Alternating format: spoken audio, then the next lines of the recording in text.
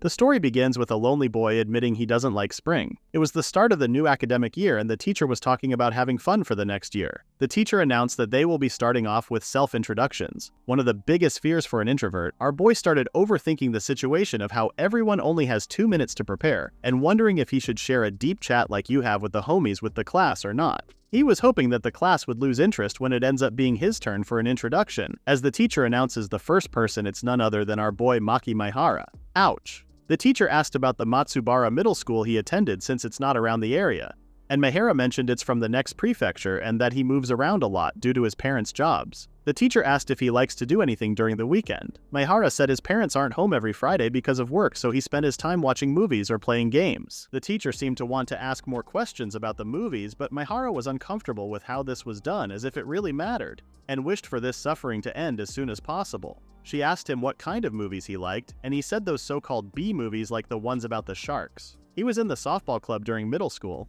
The teacher asked if there were any plans to contain that in high school. He might have been a bit too honest, although he had said movies he only liked the very niche ones. With this, as Maehara thought, his position in the class has been more or less decided. The next one was Amami. Before the teacher asked anything to her, she stood up with great confidence and started to introduce herself. Her name was a combination of Ama from the kanji for 10 in Tento, and Mi from the kanji for sea, then You from the kanji for the evening. She said it was nice to meet everyone. The teacher asked Amami if she was from Tachibana All-Girls Middle School, which followed an escalator system. Amami confirmed that, but she said she thought she wanted to go to a normal co-ed high school, and turned to Umi Asanagi to ask if she was right. Amami asked Asanagi, since they were at that point, if she wanted to introduce herself too, and asked if it was okay for her. Asanagi thought that was so on a whim, but she was going to do that. Asanagi said she was from the same school as Amami. She requested from classmates to get along with Amami. She wanted her not to say it like she was her pet or something.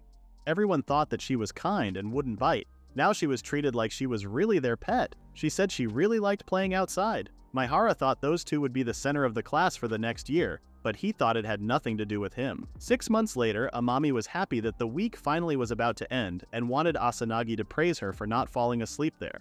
However, as Asanagi said, she had already fallen asleep. She told Amami if she wanted her to praise her, she must have made sure to be awake all the time. Asanagi told her that she could not stand afternoon science class. Meanwhile, Maehara was watching them.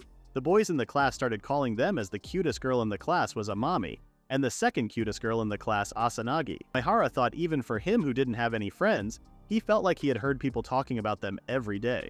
It was Friday, so Amami wanted to hang out somewhere with Asanagi, but she was taking a rain check for that day. Amami asked her what that was. Asanagi said there was a movie that she wanted to watch. Meanwhile, Maehara was listening to them and he wondered why he was even eavesdropping on them. Amami asked her what kind of movie it was and wanted to watch it with her, so she showed Amami the movie. Maehara thought that although she said that she liked outdoor activities, she liked movies too.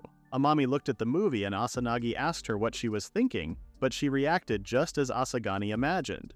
Although Amami told her that it wasn't like she thought it was a bad preference or anything, she didn't seem pleased. She said she was planning to watch it alone anyway. Amami was still trying to please her by saying she was completely free next Friday, so she was going to make it up to her next time. She gave her a promise, and both went down together. Maehara was thinking his mother had work to do in the publishing company, so he bet his mom wouldn't be home again. He thought he would spend his time lazing around watching movies and eating some tasty pizza, though he bet it was a completely different movie to what Asanagi was watching. Maehara recalled a day in school and other boys were talking about how cute Asanagi looked that day. They were arguing if she was the pretty one, etc. They thought if you saw them side by side, you would always end up comparing them. Maehara was walking home and the vendor of Pizza Rocket Shop called him and asked him if he wanted to take it as usual. He took one and thought he had gone there so many times now that he was at the point where the usual works just fine. While Maehara was walking home, saw friends around talking about silly things, video games, and visiting video shops if they got the new movies. Maehara really looked up to those people. He didn't hate spending his time alone after school, but if he had friends, he might have been able to talk about stupid things and watch or play games together. He thought even walking home like that might have been more fun. Then he went to video shops and saw new movies. He wondered what kind of movie Asanagi was going to watch. It seemed like Amami didn't want to watch it. He thought it could be an anime or something. Maehara couldn't get over how the kids said they couldn't help but compare when they saw the girls side by side. Even if the person in speech didn't hear that, it still made him a bit sick inside. It felt like they were looking down on Asanagi, although she didn't do anything. He thought it was not his place to be angry. Then suddenly someone called him, and when he looked at her he saw Asanagi in front of him. She thought that it was cruel of him that he didn't notice her, although she had always been next to him. Maehara was in shock. She asked him if it was their first time talking to each other and asked if he liked movies around there. He said yes, and she showed him the movie she was about to go to. It was a piranha shark movie as an example. Maehara was shocked again when he learned of the movie called Shark Miniaturization. It was so weird for him. Asanagi said that they should have just gone with a human-eating piranha. Maehara pointed to the soul scream on the poster and thought it was just too surreal. Asanagi was thinking the same though, as she said. She ended up buying it, trying to find something new. Asanagi said it shared some similarities with Kung Fu Shark 2. Maehara was shocked and happy that she knew that too.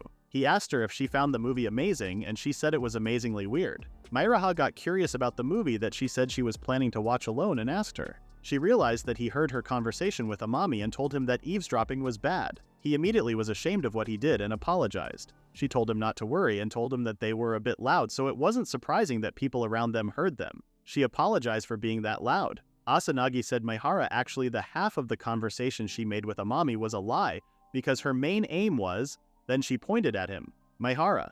She said that she wanted to talk with him and it took quite a lot of courage to talk to him.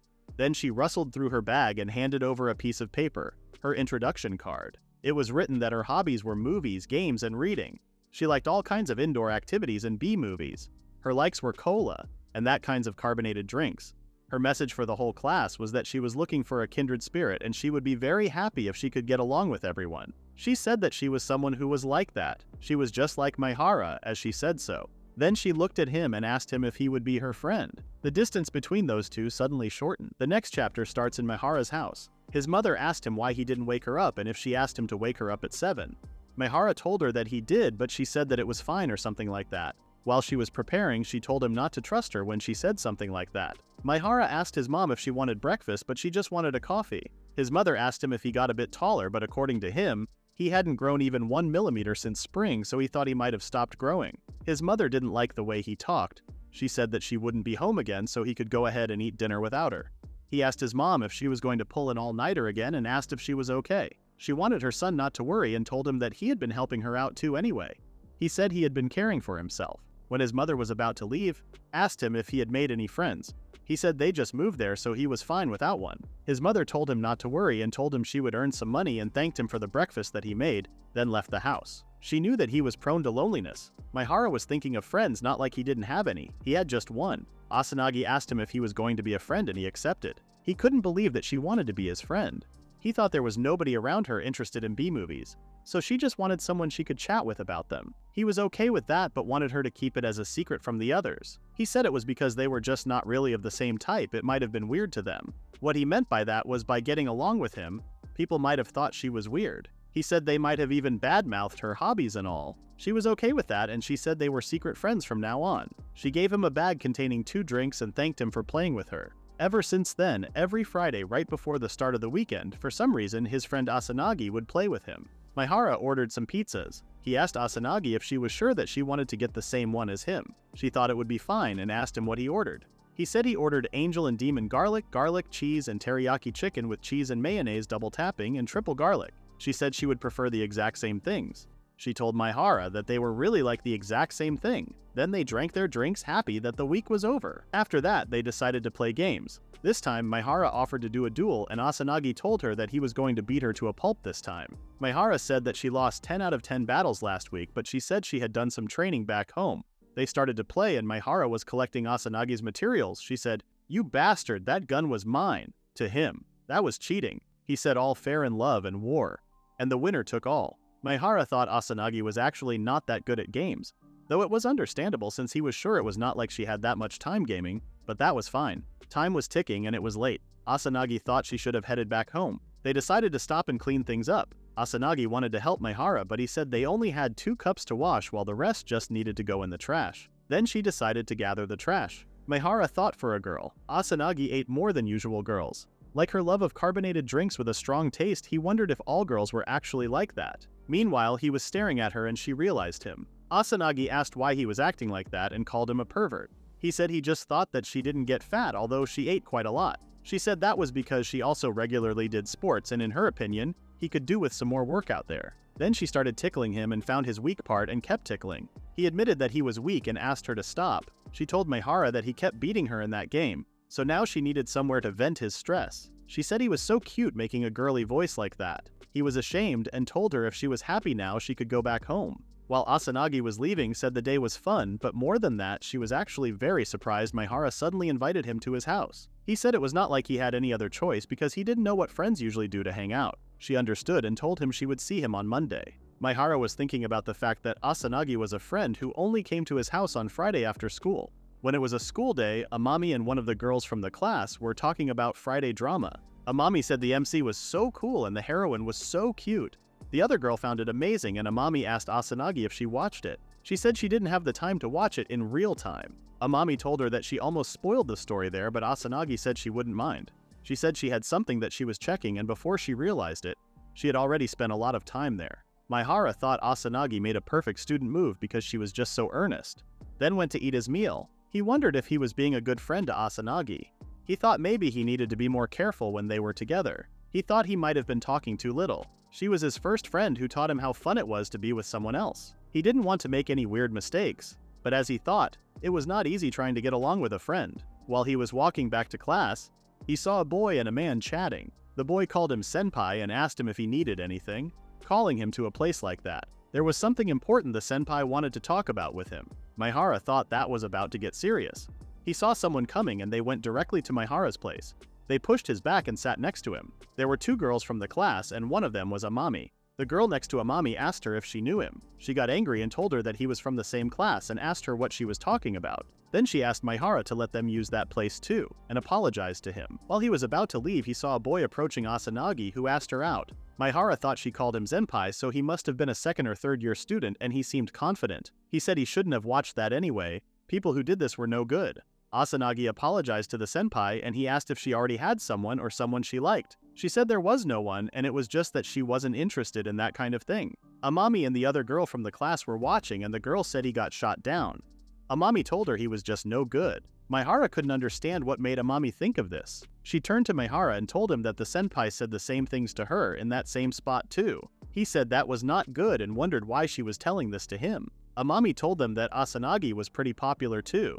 Whenever they hung out together, guys approached her out of nowhere. That one must have been the 5th confession that year. The girl told Amam that Amami also shot down 5 guys. Amami said she could tell that none of them were serious. They were all smiling even as she turned them down. The girls, since they knew they had no chance with their idol, they figured they could at least make it with the backup dancer. It was that kind of reasoning. Amami said that if she was a boy, she would go after Asanagi too, and asked Maehara if he was thinking the same. He said he didn't think that it was a good idea for her to be peeping on someone else's confession. However, she said she was worried because she knew that senpai, and besides, Asanagi were her friends. Asanagi apologized again and wanted to leave. The senpai stopped her and asked her if they couldn't be a couple. She was okay, at least started as friends. She said she didn't have time for such nonsense. Then Amami apologized to Maehara for involving him in this. He said he didn't mind. The girl said they should have gone back too before they found out. Maehara wondered if they knew a shortcut there. Before they left, Amami told Maehara Asanagi would hate it if she found out they were watching her. So she wanted him to keep that whole thing a secret. Maehara thought even if he was to agree to cover for Amami, he still felt like he had done something wrong to Asanagi. Maehara said she shouldn't be worried about that because he was not exactly Asagani's acquaintance and didn't have any friends in his contacts. She asked his phone to register his number and she also took his number. He thought of another one in his growing list of secrets. Maehara went home and still had that weird feeling, but even if they had the same hobby and liked the same things, Asanagi still felt like someone way out of his league. Meanwhile, Asanagi poked Maehara and asked him if he was listening to her. She asked again if he wanted to go out next Friday. He said sure, then realized that going out was actually a bad idea. She asked him if he already had plans on Friday. He said he was free pretty much every day, but just wanted to be sure if she meant outside the house, he asked. She asked what else it would mean. Maehara thought about hanging out outside after school. Asanagi felt bad that he indulged her like that all the time, so she said she thought she might have shown a few of the places she hung out at. He asked if it would be just the two of them. She said obviously and told him that she was not going to tell anyone else. He thought that the streets would be teeming with students like them after school on Friday. That was the natural environment for people like Asanagi. He really wanted to go, but he believed that was a bad idea. Asanagi told him not to worry and sarcastically said she was going to bring her own money. He said that was kind of an obvious thing to do. Maehara suddenly apologized to Asanagi. She asked him why, and he told her that he actually saw her being confessed to by a senpai. He said he was having lunch nearby and happened to see it by accident. He said he didn't mean to do that and apologized again. She asked him if that was all he had her worried about for a second. He was surprised that she wasn't mad. She said he only saw it by accident, and she said she actually heard some whispering coming somewhere while she was there, but she didn't mind talking about it. He was glad he didn't tell her Amami was there too, so he was safe. Maehara asked Asanagi if she was really that popular. She said maybe a bit, but not as much as Amami. He thought 5 guys in just 6 months was a bit of a surplus. She asked if he was jealous. He said he was not, and he thought he shouldn't be telling her to make friends with girls instead of him. Still, that was going to be weird. Maehara told her that being popular, from what he understood, was to be liked by many other people because of your charm or charisma or something.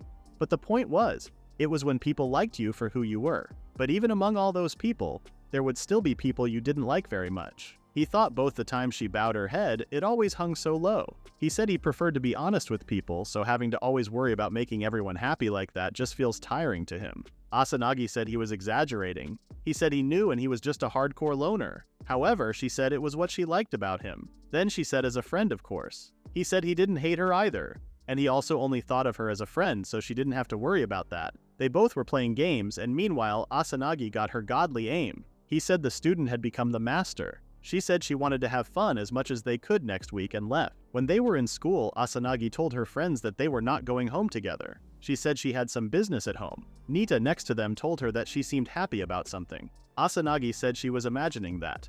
Amami said she always seemed to be looking forward to something lately. Amami asked if she had a boyfriend. Asanagi said that was not true. One of the boys in the class told Nita not to make Amami cry, and she told him not to butt in. Amami said that she was a little sad, but she thought she would just go home with Nita. Amami told Asanagi that she seemed really busy lately and asked her if there was anything she could help. Asanagi said she was okay and thanked her anyway. It was time for Maehara and Asanagi to meet. He put on the newest shirt he had even though he bought that like a year ago. He ended up coming as promised, but he still couldn't help but worry about bumping into someone from school out there. However, it was too late to cancel. Then Asanagi came out. She said he was early and she came as fast as she could. He told her it was dangerous to hang around there and asked her how they would explain it if they bumped into someone from school. She said they would just be honest and tell them what they really were to each other. Maehara was quite shocked, so Asanagi immediately said that it was a joke. Asanagi told Maehara that his clothes were all black and she kind of expected that, but he was too dark for her. He said those were comfortable to wear. Asanagi said she would let it go today, but next time he should have picked another color. Maehara thought there was going to be a next time. Maehara asked where to go now, but Asanagi said she hadn't decided yet. She said when she went outside with Amami, they just kinda stopped by whatever place they liked. It was kinda random for Maehara. She told him if he hunted any places around there to go, then they could go there first. Maehara wondered why she said haunt. He wasn't a ghost. Then he said he had a place, but he didn't think it was somewhere a girl would like to go. However, Asanagi was okay with that. When Maehara and Asanagi went to that place, both seemed very impressed. She said she had never come to this kind of place before and she found it amazing. He said that of course she wouldn't come to a place like that, but she really liked it. Asanagi said they were friends, so attaching San to her name sounded so distant. Then he started to call her Asanagi. She told him he could just call her Umi. But for him, they were just not that friendly yet, and he told her and said stupidly. Asanagi repeated, "Stupid?" She said she was stupid, so she would just check out another corner. Maehara went after her. They were looking at a series of manga, and Asanagi said the new volume just released today. Maehara asked if she liked that series, and she said she loved battle manga, and asked him. He said he preferred other genres and was looking at something. Asanagi looked at it and asked him if he had read the rom-com. He said they could read the first chapter for free there, then they decided to check it out. She said she was expecting it to be more adult. Still, she found it pretty nice. She said she had been trying to avoid stress lately, so just imagining living in a gentle world like this was pretty nice. Maehara asked her if she was hungry yet. She said she didn't think that was the best place for a meal.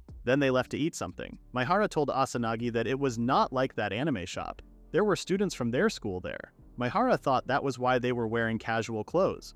Worst case, they would just think they were lookalikes. Maehara asked Asanagi where they would go next, and she said if he had no idea. They could go to an arcade and take a purikura together. He said the arcade could be nice without the purikura. He asked, by the way, if she had seen Angel Shark. But she said she hadn't. He said it was a net-exclusive movie about a shark with angel and shark genes mixed attacking people. It was super weird for him and he thought it was the best. Asanagi said now she wanted to see it. She said she wanted to watch it next week. He said he would love that, but asked if she was sure she was fine spending every weekend with him like that. She said she hung out with Amami and Nita most of the week, so told him not to worry. He said that was fine because those were the hobbies only she could share with him. Asanagi started to tell a story about herself. She said it was about a year ago when she started getting interested in games and B-movies. Her brother had a bunch of them, so she often borrowed some from him. However, she said, she realized that none of the girls at her age shared her interests. She could only enjoy them by herself, so she decided that when she found someone who shared the same interests as her, she would be friends with them. While they were speaking, two girls saw them and one asked the other if she was really Asanagi. The other said there was no way and thought that was the reason that she shot down the senpai. One of them said she thought she was too good for someone as hot as senpai, and she didn't have a boyfriend, and yet she refused him for no reason. Maehara and Asanagi were here seeing the girls talking about them, so Asanagi thought if they could act like a couple they wouldn't understand that she was Asanagi. She quietly told Maehara it was going to be awkward, then she started to feed him by saying darling and laughing flirty. She told him there was no need to be shy because they did that all the time at home, then she kicked his leg under the table. He was shocked at first but then understood the assignment and she said she knew that he wanted to feed her instead. Then he fed her and both played their role very well. The girls thought they got the wrong person and she shouldn't have had a boyfriend. Besides, as they thought, someone like Asanagi wouldn't go for that gloomy-looking guy anyway. Maehara got angry but didn't care that much either. Asanagi told him to get a hold of himself. He asked if she was okay, then she said she was fine, but those girls dared them to make fun of Maehara, which made her mad. She said like they knew nothing about him. He appreciated her and told her to forget about them. Then they went to the game center. Asanagi got them a bunch of medals and Maehara thought that should have lasted them about an hour. She said it was time to make the medals multiply, but he said they were not at a pachinko parlor. Asanagi started to play a horse racing game thinking they would get more if they won, but she was going for a boatload of medals. Maehara thought it was a red flag even though she only beat him once in the game. The race had started and number 8 was in the lead.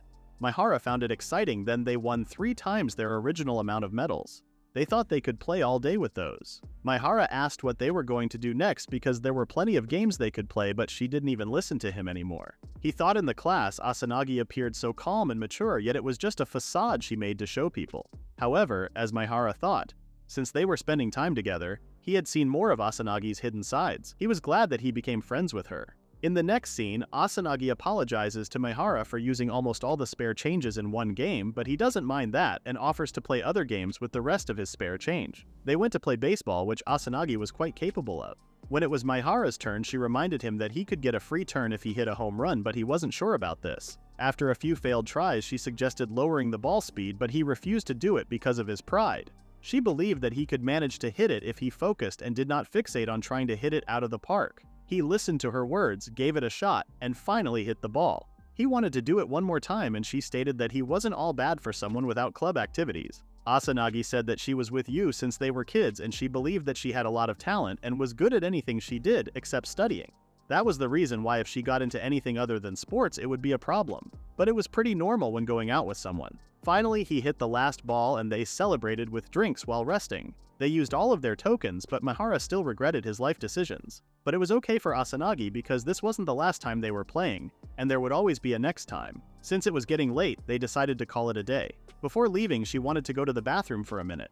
When she left, Maehara was thinking about how it was a good decision to come. He was preparing to be alone for his 3 years of high school, but things didn't seem so bad now. Suddenly, Amami came out of nowhere and greeted him.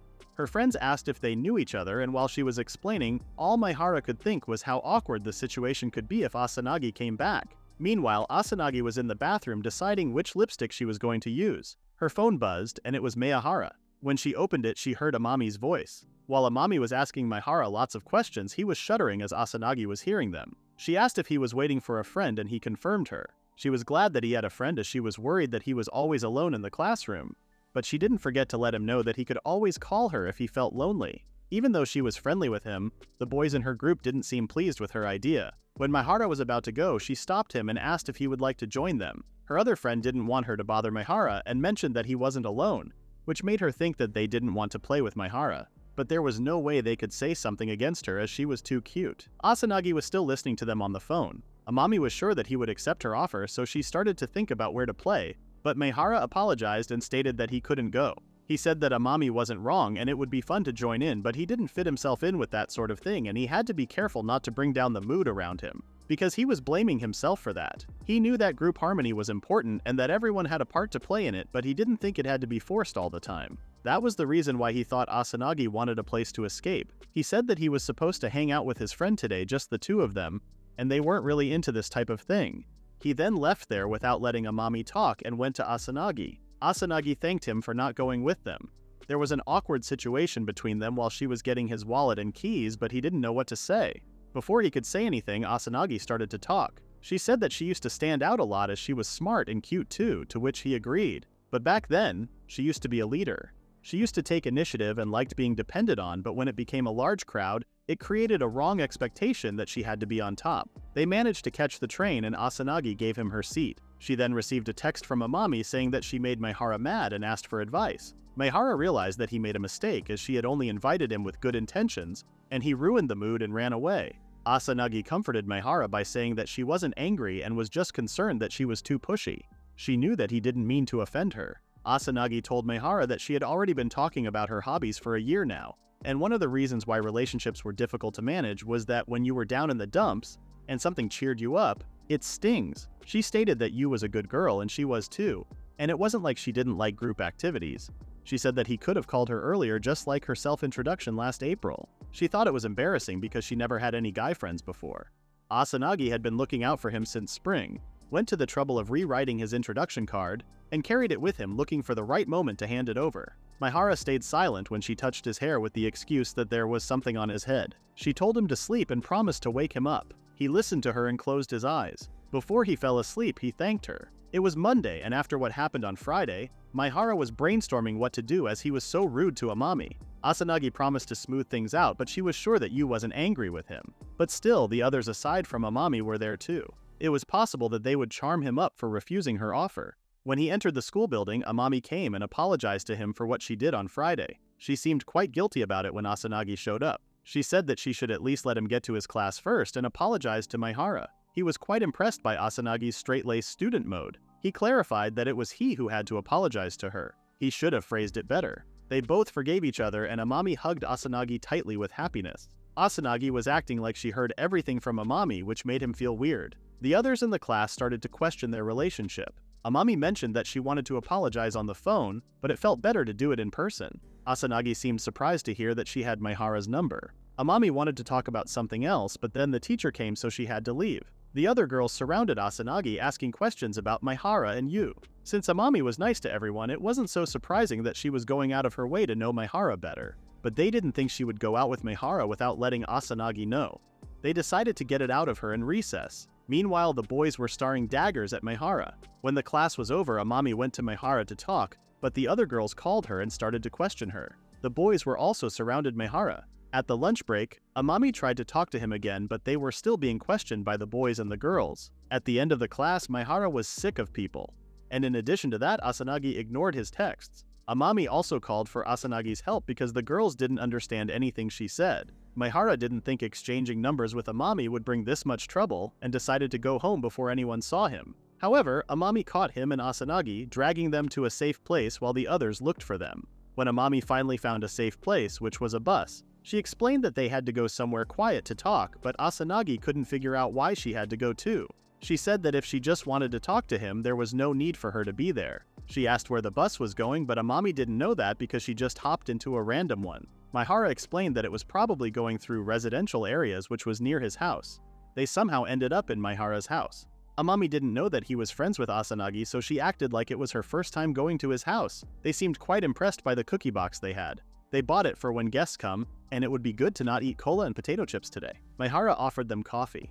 Amami whispered to Asanagi about how good Maehara was with his hands and wondered if he often handled house chores, which made Asanagi nervous. When they sat together, Asanagi wanted to ask something before Yu started her topic. She asked how and why they exchanged numbers. This made them sweat a little. He wasn't sure if he should tell her. She gave her number to hush him about them watching her, but that thing about them watching Asanagi should be kept a secret from Asanagi herself. Asanagi tried to come up with the reasons why they would exchange numbers, like they were childhood friends, siblings separated from birth, or they were dating. Amami couldn't keep it anymore and decided to confess that they were watching her confess to Senpai so she would get mad when she found out about it. So Amami asked him to keep this a secret from her. This sounded like a threat to Asanagi. She asked why they were watching her in the first place because she would have told her if she asked. Amami explained that they were just thinking that they would spring up to help him in case that boy tried to do anything suspicious. Asanagi flicked her forehead, saying that she wasn't angry but knew that she was worried that she had done something that she shouldn't, which was wrong. She forgave her and Maehara after one flick.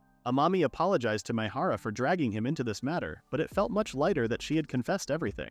When she added that it would smother him inside to keep a secret, the tension in the room increased, as there was one secret that hadn't been revealed yet. She continued to drink her coffee while Maehara and Asanagi were thinking about something else. More than Asanagi, Maehara was feeling so guilty because he was the one who asked Asanagi to do that. There was no doubt that it weighed heavily on her heart, but just being around him would make people look strangely at her, and he didn't want her to endure those gazes. While he was complimenting how Amami cared about her friends, he was still thinking about how selfish he was being to her. Amami thanked him and stated that she could say the same thing for him too, as he protected his friend back in the arcade. He knew well what his friend liked and didn't like. She thanked him for turning her down because she thought it would be hard to do that in front of all people.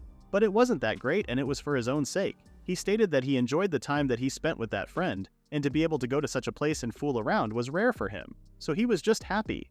After all the things he said, Amami was sure that he really liked that friend of his, which made them both blush. He started to mumble and shudder as he was being too shy, which was cute for Amami.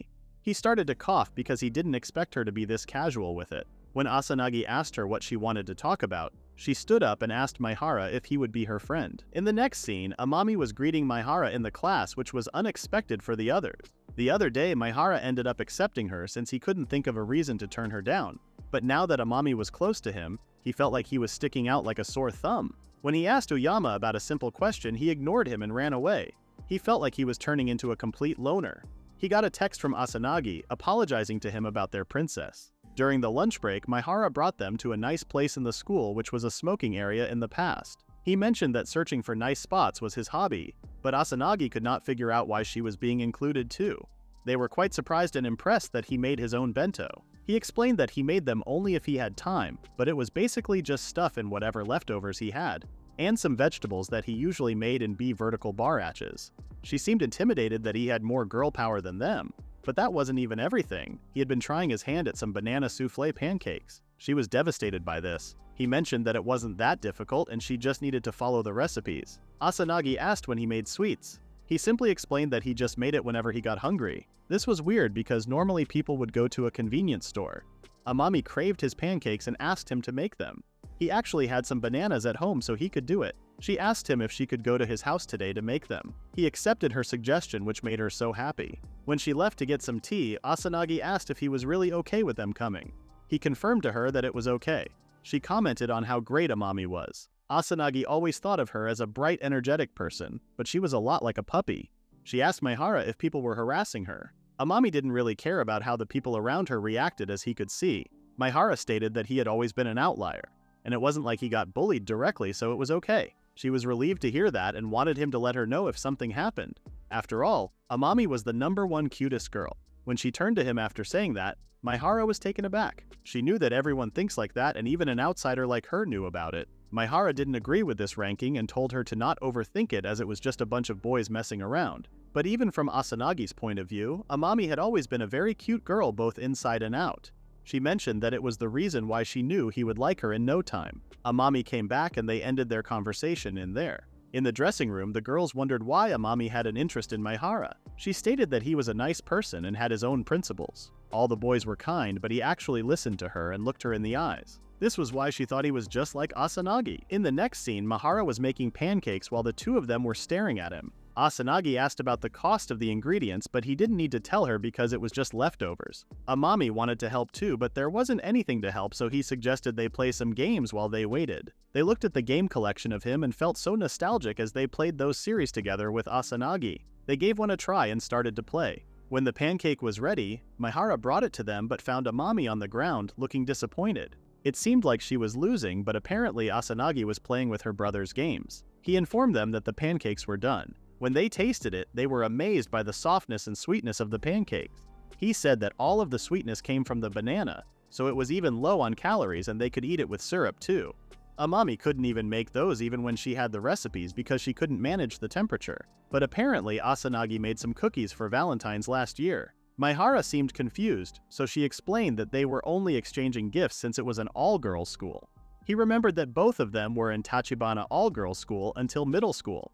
It was the most famous all-girls school for high-class ladies. Normally, it was a school that teaches from elementary to high school.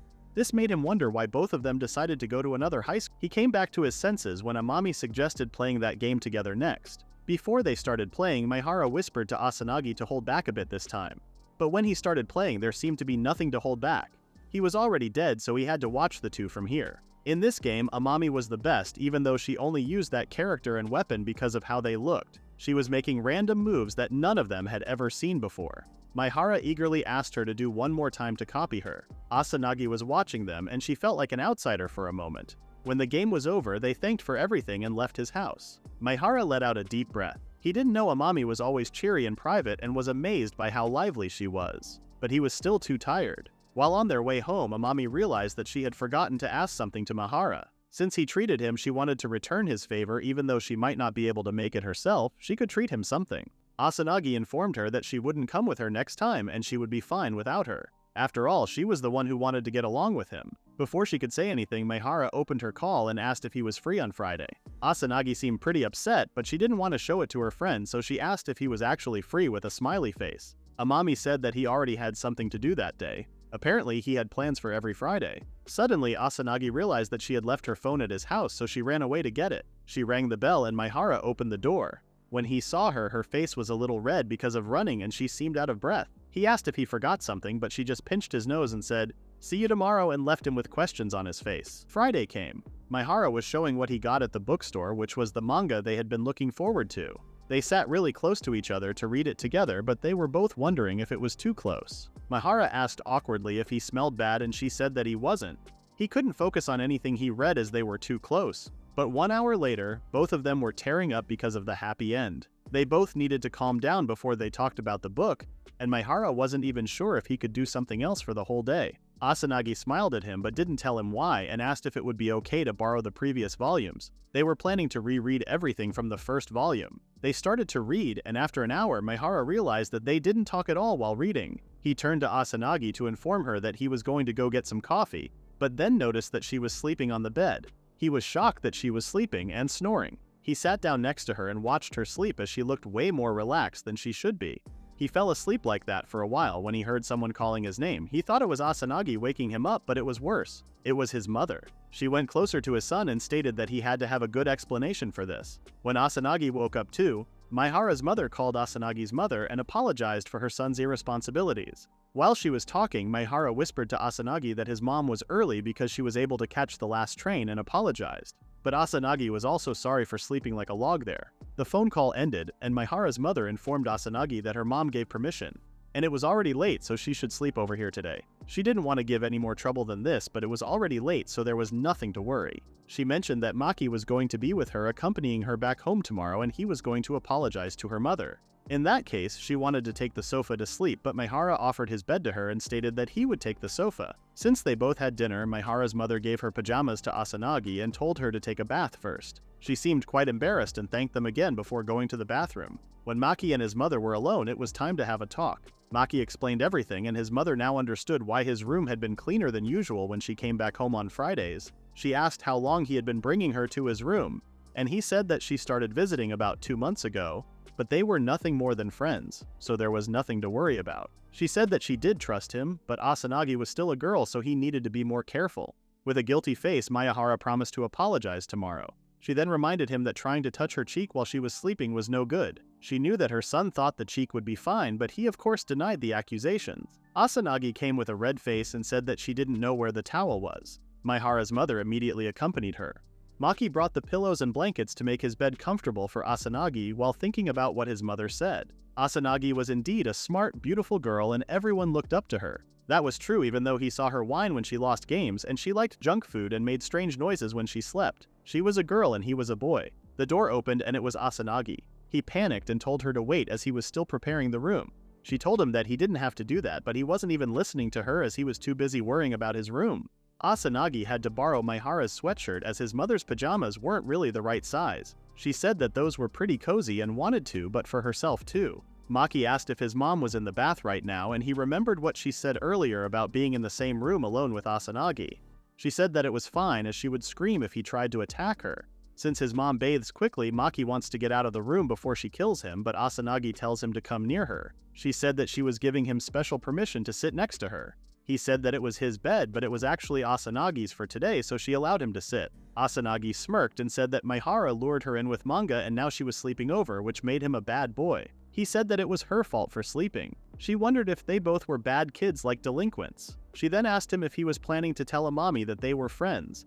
It was originally Maehara who wanted to keep it secret, and she had been going along with it, so he thought he was being selfish. And he felt sad that she kept her distance when they were together, so it was best to tell her. Asanagi eventually agreed with him and promised to tell her when the time was right. The worst she could do was to flick her head for keeping it a secret for so long. His mother finished her bath, so he was about to leave the room, but before he left, Asanagi stopped him and wished him a good night. But when he closed the door, he knew he wasn't going to sleep much tonight. The next day, they went to Asanagi's house. Her mother opened the door and introduced herself as the mother of this bad girl, which was Asanagi.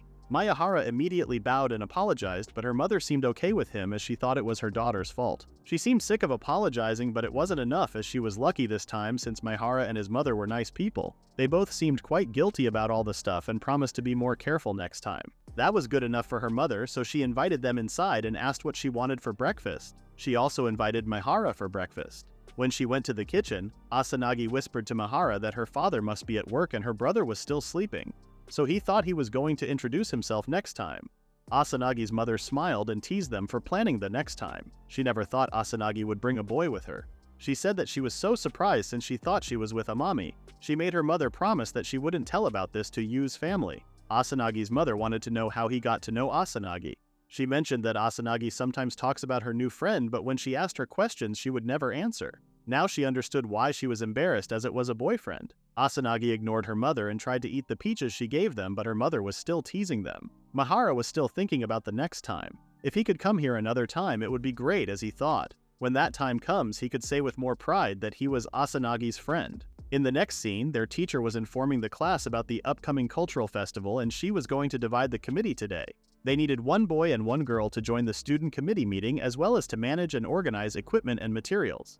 They asked for volunteers, but as expected, there were none. So the teacher had this lottery made for today. Maehara didn't have good memories of lotteries.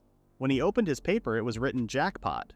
He wondered if he was cursed. When he looked at the others, actually felt better about it because everyone had their club activities and he wasn't in any club. But there was a good chance he would be left alone during the event day, so it sounded doubly depressing that he had to help with the preparations. He then heard Amami's excited voice. She seemed pretty happy about the festival, as she was a festival girl, and wanted to explore the even together if he had the time. But she was sure being on the committee was very busy, so she asked for help if she got the role. The other students, especially the boys, started to talk about how the girls' side was going to be tough, as they thought they would have to cover for Maehara too. They started to make fun of him for being silent. The girls were hearing the other boys and seemed pretty annoyed, but no one said anything in particular. Maehara also accepted that what they said was true. He didn't think he was even existing in the class and he wasn't useful. Amami was the next one, and she stood up against the class and yelled at them if they hated Maehara with a firm manner. Amami had been watching how the other students were treating Maehara, and all they had been doing was talking trash about him and even blaming him for something he didn't do. She stepped up for the class committee and decided to team up with Maehara. She didn't raise her hand because she didn't have the confidence but wanted to work with Maehara. The teacher thought it would be better to have someone interested to do it, so she asked if Maehara was okay with it, and he confirmed her. But Asanagi raised her hand and stated that she hit the jackpot and was interested in doing it. She calmly told Amami that she couldn't go back because she went and said she was set on doing it. She told her to calm down and not get too worked up. The tension in the class seemed to rise, so she whispered to Amami, saying that she shouldn't say that to her.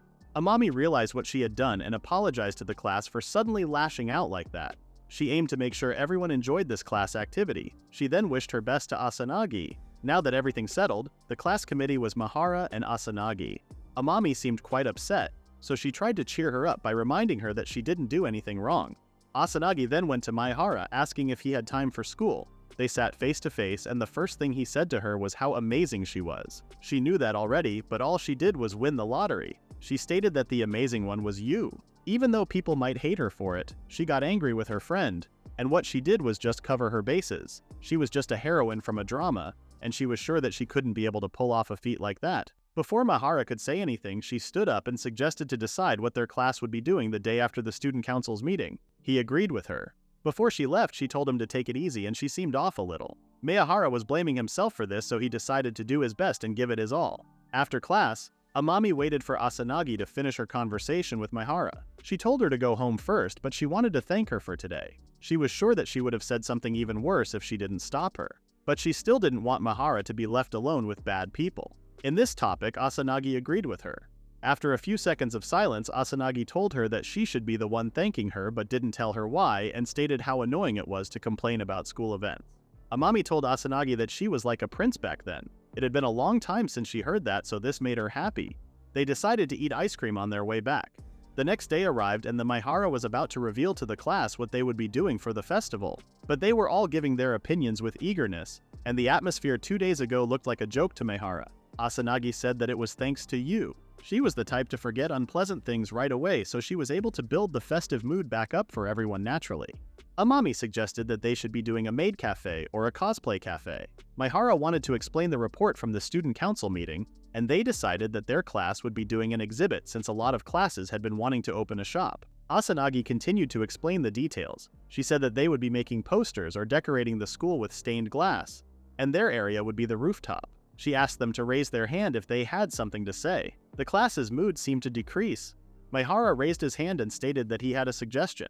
In the end, his suggestion made it. After class, they sat with Asanagi to plan. They wouldn't need much of a budget, and it was easy to tell each person what to do with pixel art, using empty cans. Since they will need to gather a lot of cans, he was going to ask his apartment if he could take some. While Asanagi was watching him admiring, he was explaining that it was a great opportunity since they got to decorate the rooftop, so she would be able to see it as soon as she got past the gate. She commented how raring he was to go, even though he looked like a lamb to the slaughter back then. Since their school had the exhibit ranking, they were aiming to be the winners. Even though the prize would just be some ballpoint pens, Maehara seemed ambitious to Asanagi. He didn't think it was ambition because he got the two of them to cover for him, and he couldn't have their class stumble because of him. So he was aiming to do his best. Asanagi noticed that everyone lost some motivation and felt like background characters as they only had the decoration task. But Maehara didn't think there were any background or main characters and everyone was doing their best. Asanagi was amazed by him. While they were chatting, Amami and her friend came and showed the cans they got from the school cafeteria. Maehara was shocked that they started to collect them. Amami mentioned that they also asked for permission to use an empty classroom for storage. While they were chatting, Asanagi recalled the day they had the lottery. Apparently, she wasn't the one who got the jackpot, she just lied and wasn't feeling good about it. The school festival preparation started and the whole class was working. Amami was the minister of color separation, so she was eagerly working too, and the boys were staring at her looking cute even though she was surrounded by trash. Asanagi seemed confused by copying the art, but it was good enough for Maehara. Even though it was hard for her, she was glad that they settled on Sagai for the theme. Maehara didn't think they would agree because it wasn't very popular among the girls. Asanagi objected, saying that it was decided by vote, so it wasn't like she was into it or anything. They added color and then it became pixel art, but they needed to think about the color distribution too. And after that, they were going to prepare and link up the cans. Amami came into the class whining because many cans had cigarettes in them. They rustled to see them. It seemed that they couldn't do anything about the worst ones, but they could wash out the others. Asanagi said that it would be better to wash the cans of sweet juice just in case. Amami asked if they were going to create this art and wondered if the blueprint was finished. Asanagi said that it still wasn't done, so Amami suggested drawing it. Maehara didn't think it could be done, but Asanagi wanted to try. Amami had an idea and started drawing on it. After a few minutes, she was finished. They were amazed by her drawing even though she doesn't usually read this kind of genre. Asanagi wanted to use it, but before that, they asked if she could color and finish it. Amami was going to leave her work to Nina and help them finish. Asanagi copied it first just in case. Amami asked if she managed to help them. She apologized for making chaotic things back then and felt guilty for making trouble for them. But Maehara had never thought about it like that and noticed that Asanagi hadn't told Amami about their relationship. Amami stated that Asanagi was her prince, and they had been together since grade school. But once they were choosing school, she suddenly said that she was going to another school. Amami was surprised when she heard it and did her best to study to follow her. When they were in junior high, they always went places in groups of 4, but she didn't tell anyone until autumn. That's why she thought that she wouldn't be able to participate in school festivals with her anymore. When Maehara first saw them, he thought that they were besties. He wished to have a friend like them and envied them. Asanagi was copying the sketch Amami drew when the two girls from their class came. They praised Amami's drawing skills and then thanked Asanagi about the homeroom a while ago. They said that the only one who could stop you at times like those was her. They were a set and they both needed each other. At night, Asanagi and Amami were together at home, and she was trying to finish her work. Asanagi promised to help her finish the last touches. When they play pain like this, it felt like they were back to being grade schoolers to Amami. Amami then mentioned that Sanai and Monike had told her that they would visit them, and it would be their first time reuniting since graduation. In the next day, they went to the school with a finished blueprint. They seemed tired but didn't want to cancel the karaoke. In the class, Maehara messaged Asanagi saying that she did great. It was Friday, so Maehara told her to go home and rest for the day, and stated that he would finish the pixel art on Saturday and rend the file when he was done. It had been a while since he spent his Friday alone like this. His duty was to color it along the grid and note the position and count. He was working alone in the house and felt like it was so quiet. He had a sudden urge to call Asanagi, so he did. He heard her sleepy voice and felt bad for waking her up. She asked if there was any problem, but he just started to stutter. He finally managed to say that he was in the final stages of the blueprint, so he was wondering if it was really okay for him to do it all by himself. He apologized for waking her up. Asanagi seemed happy. Maehara invited her to her house and hang out together. She figured that he was lonely since he couldn't see her. She called her a rabbit as he didn't want to be alone. He got so embarrassed and changed his mind. She said that she had a request from herself and asked him if she could go to his house and play right now. Apparently, he wasn't the only one who felt lonely. Maehara said that he was going to pick her up right away. When they met, they started to walk while talking about the empty cans. Asanagi found it amazing that he went to a pizza shop to get the empty cans. Meanwhile, Amami saw them walking together to Maehara's house. In the house, Asanagi checked what he had been working on. Maehara felt guilty for waking her up, so he told her that she could lie down and sleep if he wanted to. Asanagi seemed nervous about his daring suggestion.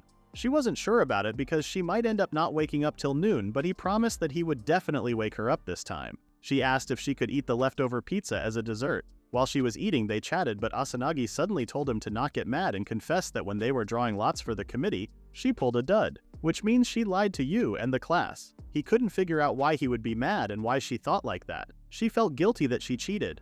That would be the case if she won the drawing but said she got a dud. After all, they were saying getting paired with him was a penalty in itself. She said that a real friend would stand up right in front of everyone for him like Amami. Maehara held her hand and told her that he was happy that he could be on the committee with her. He reminded her that she tried to save him in her own way, so he thanked her. When he was about to say something else, the doorbell rang. It couldn't be his mom because she couldn't make it home today. When he opened the door, Amami was in front of her. She apologized for bothering him at such a late hour and asked if Asanagi was inside. As expected, Asanagi hasn't told Amami about them. First things first, he invited her inside, but she refused as she was planning to leave soon and didn't want to bother them. Before she could say anything, Maehara explained that Asanagi and he had been getting along for a while now, and as for today, he called her to help him with the preparations for the school festival. Amami said that she had already noticed that. Lately, Asanagi started to leave first for some errands, and when he got the coffee for Asanagi, he brought it with milk even though she didn't say anything. Maehara stated that he was the one at fault here.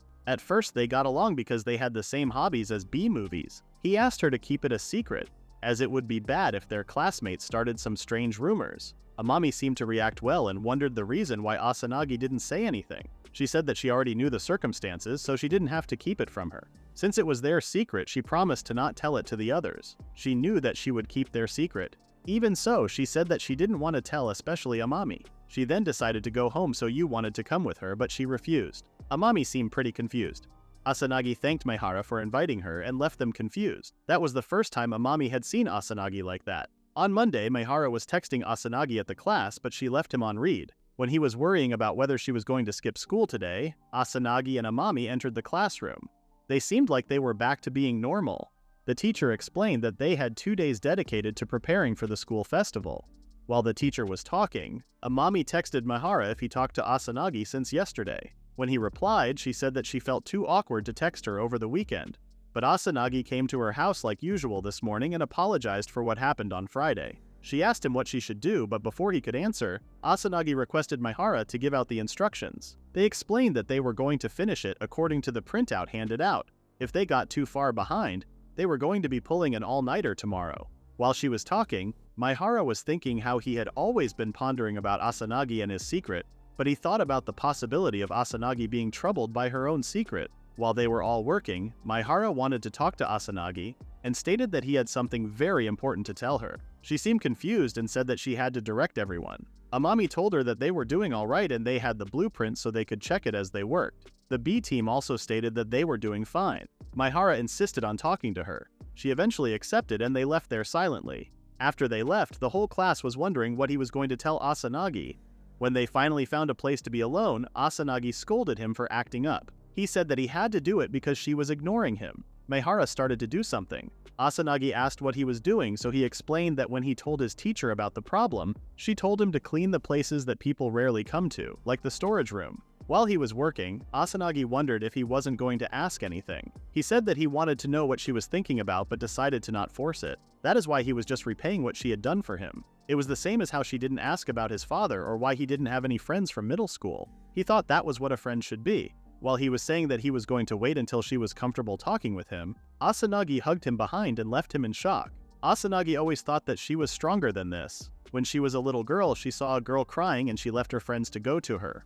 When she saw her face, she was so cute. That girl was Amami. She just moved here recently, so she still hadn't made any friends yet. When Asanagi heard that, she suggested to walk home with her. While they were walking, Amami mentioned how everyone in her old school kept their distance from her. At first, she thought it was because of the color of her hair, since it looked like grandma's.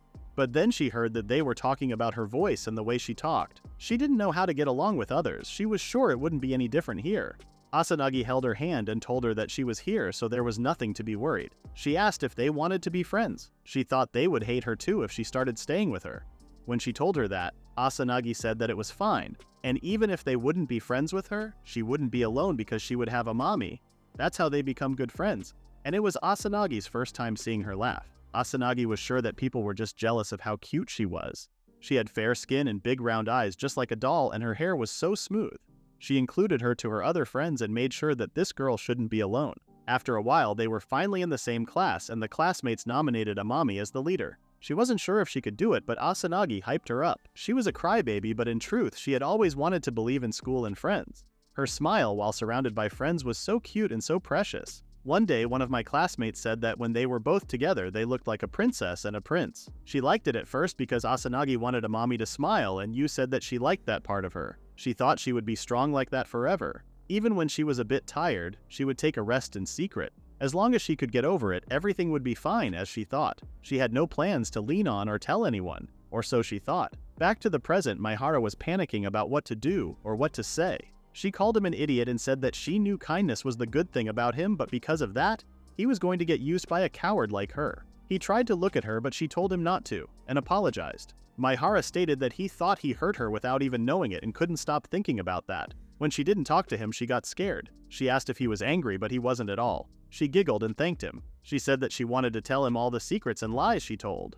Not just him, she told you lies too. That was why she needed to be honest with herself first. Everyone was doing their best, and she wanted to do this properly until the very end. Before she left the storage room, Maehara wanted to let her know that he was on her side. In the next chapter, the decoration of the roof ended and it looked perfect. The rooftop team seemed relieved that it turned out well. The students' attitudes to Maehara seemed to have changed. Now that their duty was over, everyone was free. Since everything was a mess during the preparations, the others seemed to have forgotten about the things happened before. Getting along with others and going out of his way to suit others' personalities wasn't the only way.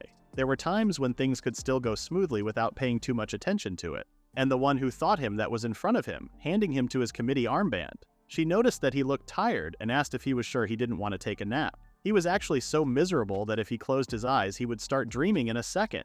He said that what they did was amazing, and couldn't believe even someone like him was able to do this much. Even though there were times when things got complicated because of his overthinking, when they really put their all into it, they were able to accomplish something like that. He was able to do that, so he was sure she could pull it off too. Amami came and gave them beverages that their teacher gave them in secret. He asked if she had some sleep, but she was fine since she had breakfast too.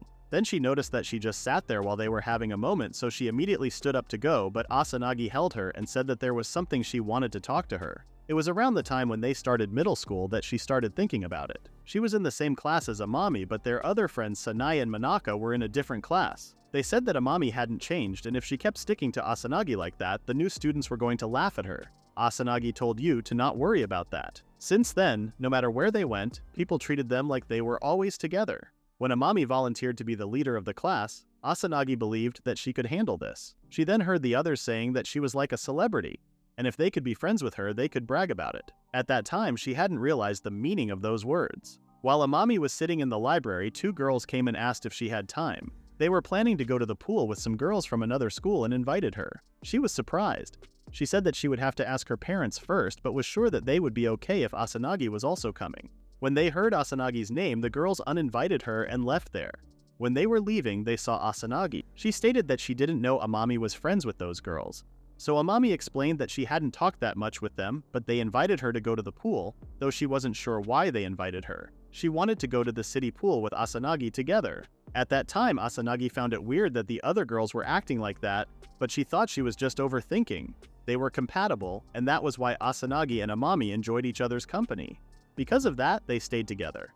The word friend eventually meant more than just that, but it was fine. Nothing changed about their friendship, and Yu was still the same. But around when they got to the third year, she started to notice. One day she invited the other girls to go to the cinema with them, but they had to refuse her. She was fine with it. She wondered if she should invite Yu, but didn't think it would be fair to go without the two others. Sanai and Manaka both seemed to have a lot on their plate since they had more things to study. She was feeling bad that they wouldn't be able to spend more time with them in the future. She then suddenly heard Sanai's voice calling for Yu. When she looked at the other side of the road, she saw Sanai, Manaka, and Yu hanging out without her. She was confused as to why the three of them were there, even though they said they couldn't hang out because they had plans. While they were sitting at a cafe, Yu felt upset that Asanagi couldn't come. Apparently, Sanae and Manaka lied to her. Amami wanted to get her something at least and was about to ask her what she wanted. But Sanae stopped her by saying that she had been busy studying, so she bet she really wanted to go out right now. Amami thought it would be bad to mention what they were doing today. She was slow when it came to stuff like this, but if Umi was worried about her grades, she felt like she should do something. The other girls seemed annoyed that all she talked about was Asanagi. Asanagi was listening to them talking and she was confused. Since Yu didn't seem to know what was going on, it was clear that the two of them set this up. She wondered what was the reason for this. She decided that she was going to pretend she didn't see this. She believed that that was the only time Sanae and Manaka lied to him, but she felt like it wasn't just this time, it felt like this all the time. She decided to apply to a different school. She said that it was about the tuition and she figured there were a lot of public schools to choose from. She didn't want them to worry, that's why she didn't tell them. Amami wanted to apply with her too. The other girls wondered if she could manage because she needed to study. Asanagi felt truly happy for a moment. Something like that might happen again, but as long as she was with her, she would keep doubting those around her and would worry about being left alone someday. But that wasn't Amami's fault. When it was time for them to leave, Amami left first. When she left, Asanagi told them that she knew they both lied and just hung out without her back when she invited them to see a movie. They were trying to object, but she said that she saw them and was there. She just wanted to know why and wondered if she had done something to them. They weren't going to see each other again, and she promised to not tell you about this. The girls said that they were jealous and didn't like how she was Amami's best friend. Everyone said she wasn't doing anything special and she was normal, so they thought it wouldn't be hard to do the same. If that was true, Asanagi wanted them to stay friends with Amami as she liked the two of them. But she cannot deal with them anymore, so their friendship ends there. She thought that if they were both princesses, no one would have anything bad to say about either of them. But she didn't blame anyone as she was charmed by Yu the first time she saw her. Asanagi revealed this on the rooftop with Amami and Maehara. Asanagi wanted to tell her why she didn't want to meet up with them during the school festival. Amami said that they were the worst, but she didn't think like that. She said that they figured things out and they were just curious, acted on their impulses, and she could get where they were coming from. But Amami couldn't forgive them because Asanagi was her best friend in the entire world. The fact that she said this made Asanagi really happy, but even though she liked her, she started to hate her. She apologized and wanted to calm down first to express herself better because she just said that she hated her best friend. She told them to leave her alone and left there. Maehara told Amami that he was going to go after her and everything would be fine.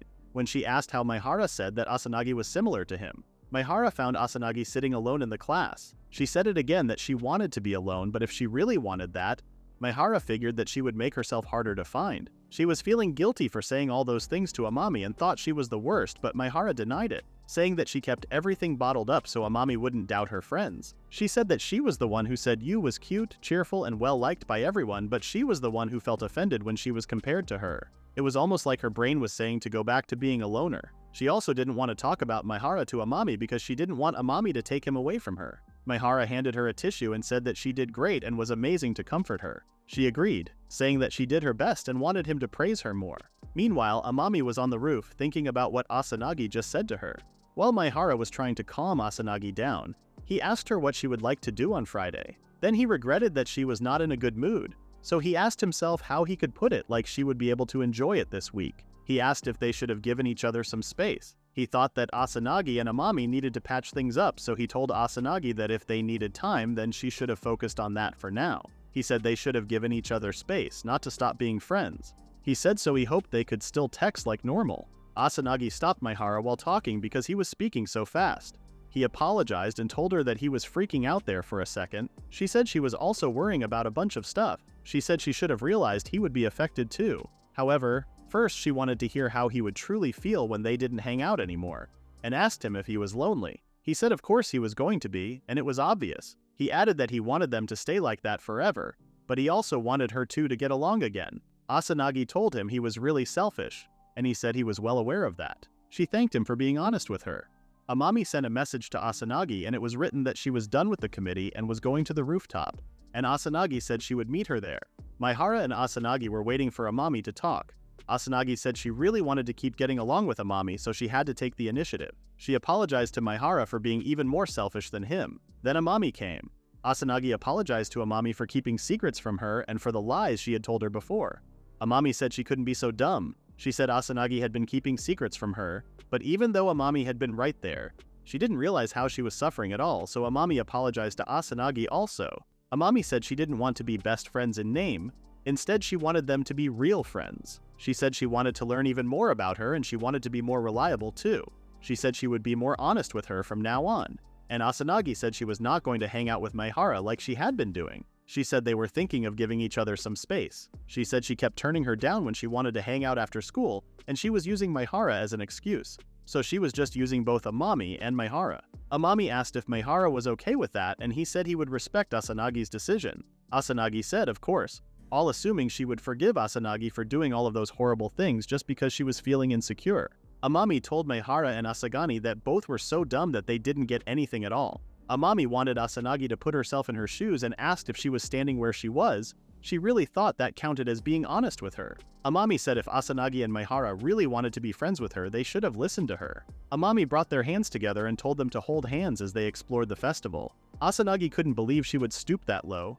Maehara and Asagani started exploring the festival hand in hand, and other students saw them and found them so cute. Maehara was wondering if people thought they were in the middle of a punishment game or something. Meanwhile, Nita took a photograph of them, and Asanagi asked her what exactly she was photographing. Nita told her not to worry and that she would send the photograph to her later, and gave them a big smile, then ran away.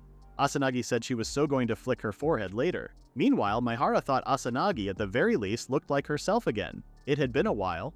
As Asanagi and Maehara walked hand in hand, Asanagi told Maehara that it finally hit her that they were exploring their school's festival. Maehara said he didn't even think about where they should have gone. Asanagi was feeling just like him. Then they decided to walk around. They found something to eat, and when they started eating, they realized they were starving. After they ate their meal, they turned back to wandering around. While they were wandering, they found a haunted house. Asanagi said she was kinda bad with scary stuff. Maehara asked what she was talking about and asked her if she did not like B-tier horror, then told her that it was just a class exhibit so it could not be that bad. When Maehara and Asanagi entered the haunted house, they saw a couple of ghost-like scary bodies. Maehara started to scream and wanted Asanagi not to abandon him. Asanagi told him that he was never disappointed. He said even if they were just upperclassmen and found them freaking scary. Honestly, he said upperclassmen were already scary. Then Asanagi brought a drink for Maehara to make him calm down. She showed him that from the place where they sat, they could see their class's mosaic. It actually looked pretty impressive when they saw that there. Maehara asked if Asanagi said they were going for the win and told her that they might have won for real. He said no matter what anyone else decided, her thoughts were what mattered most, at least for him. She said she agreed, and then asked him if they were talking about the exhibit to be sure. He said that too, then he said never mind. Asanagi told Maehara that she always drank coffee and asked if that would be okay. He said he was also opening some chips. She brought them all and then started to play. They saw an Archaeopteryx feather, and Maehara said he had never seen that item drop before, and it was said that it only had a 3% drop rate. Asanagi asked so even if they defeated 30 of them, he didn't know if it would drop. However, Maehara said it was necessary to craft the key for the underground. Asanagi was the one who said that she wanted to go to the underground world. They started to play excitingly, then Asanagi died and apologized for that. They started to play it again, but Asanagi was in an unknown place. Maehara said he was coming back and told her to hold on, then asked if she was getting worse at games. Asanagi asked if he thought so, then he said she had never been good in the first place. He said he exaggerated. She gently punched his face and said, "Take this." Asanagi said she had been busy, so she couldn't have even played at home. Besides, she said, films and new videos were piling up. Then Maehara showed her a movie called Fisherman vs. Shark. She asked if it was a documentary. He said it wasn't a documentary and told her if they watched it with someone, he knew that it would become a horror movie. She was about to say, let's watch it together, but Amami called her name and she was just sitting on a chair. Amami asked if she wanted to do something with this ghost, referring to herself. She apologized that she hadn't noticed her earlier because she had so much fun playing with Maehara. Amami said not seeing each other for a while was impossible for her. She remembered that she made their hands hold happily and sent them for a walk at the cultural festival. Then she told them she had been bothering them both recently. She said she wanted them to remain like that until the next Friday. Meanwhile, she was going to observe both, so she wanted to become a ghost. Therefore, Amami didn't want to hear Asanagi say she wanted to be away from Maehara. Then Amami asked if it was okay for Asanagi to lend her Maehara next weekend. Until then, Amami said she would take advantage of her, so it was alright. They hugged and Maehara thought they had returned to normal. Amami told Asanagi that as she had fulfilled her wish, she was going to forgive everything that happened so far. She said it also went for Maehara. She said this ghost, again referring to herself, was taking her leave. Asanagi asked her if she was going to be okay alone. Amami told her not to worry and wanted them to enjoy their time together. She said goodbye to them and then left. Maehara, after all that happened, wondered if it was finally over. Both the festival and putting everything back in order ended without accident. There was also Asanagi's petition, and it seemed Amami would hang out with 2 friends from school. He thought everything would be smooth sailing from now on. He thought Amami was lying at first, but after the festival, she vanished. He thought that in autumn he became friends with Asanagi and experienced lots of new things and also went through trouble. However now, while he was thinking about what he couldn't get out of his head, Asanagi interrupted him and then asked him if they would stop already. She meant when they were tidying up. They were just spreading rumors because of the hold hands idea. Even Nita was teasing Asanagi. Maehara said he heard the same things and said maybe after all that happened they didn't need to keep it a secret that they were friends. Then Asanagi asked if it was okay for him to be called Maki by her. He said if that was what she wanted that would be okay and called her Umi. Asanagi seemed excited and was pointing at Maehara and laughing. He said because that was cheeky, even for her, that she wasn't making sense. She said he liked her after all, but Maehara didn't accept that. He said she was trying too hard because it was not easy to find an answer to like a person which had a very deep meaning. Besides, it would be troublesome if he just went and said he liked her. Asanagi told him that she liked him and he immediately got shy. Then she said maybe she didn't like him but loved him. Maehara was shocked. Then Asanagi decided to go. He said he would take her downstairs and when they went he gave her a heating pad. Come on, she said. Maehara said it was because the outside was cold. As he saw Asanagi off, he thanked her for telling him she loved him. He said he was not a cool guy, so he had never had friends and classmates behave like he didn't exist, and they looked at him as a boring guy. However, he said, getting along with her even if she played pranks on him, made him very happy. Asanagi said she wanted him, and she could wholeheartedly say she liked him a lot. She asked if he didn't just say it. He said she did, but just as someone she had secretly hung out with. He wondered if that was true, even though they had become friends. Until now, he couldn't even look people in the face. Now that he had experienced what friendship was, he wanted things to go slowly from now on. She asked if he meant something like starting dating only after their wedding had been arranged. He said he didn't even know how to say it, but it was something like that. She said he was so serious sometimes and she would have it his way. She kissed him on the cheek and then ran away. Maehara ran after her and said he actually would walk home with her. She asked the reason and said it was still bright outside. In the next chapter, it was a cold winter morning. Maehara didn't like winter. He was thinking how he was supposed to leave his one night-long heated futon and go to school where he had no friends. He couldn't help but felt depressed. However, he thought, it was all in the past and he got out of bed. He went to the bath to brush his teeth and was thinking that this year he had a friend. Asanagi sent him a message and it was written that she was there. Maehara went to open the door and when he opened he saw Asanagi. She said she knew it was early but she had come to walk with him to school. He told her to wait a moment and then went to get ready. He was fixing his hair and was trying to convince himself that his hair was not that ruffled. He wondered if she noticed he was sleeping just a moment ago. While Asanagi was preparing a coffee for him, he said he was going to pack his lunch and get changed. She said he didn't need to hurry, they still had time. He said that was true and he thought he was late. He said she really came early. When Asanagi looked at Maehara's pajamas, she realized that she had those same pajamas. She said it caught her eye, so she bought it. Maehara thought that their relationship was very much like a couple. Then he was ready and they left the house. While they were walking to school, Asanagi asked Maehara where his mother was. He said his mother had plenty of night duty to do in December. She said she was busy at the end of the year and he said it seemed so. Then she asked Maehara if it was cold today and then he wanted to hold her hand and told her it was just because it was cold today. While Maehara and Asanagi walked together holding hands, Amami saw them and said good morning to them. They also said it to Amami. She said she was glad that they two were getting along. Asanagi said they were not that close. Amami said she didn't mean it in a strange way. Maehara thought a lot happened between those two before and after the cultural festival, but it seemed like everything was now settled. He thought those two made a difference in the atmosphere of their class.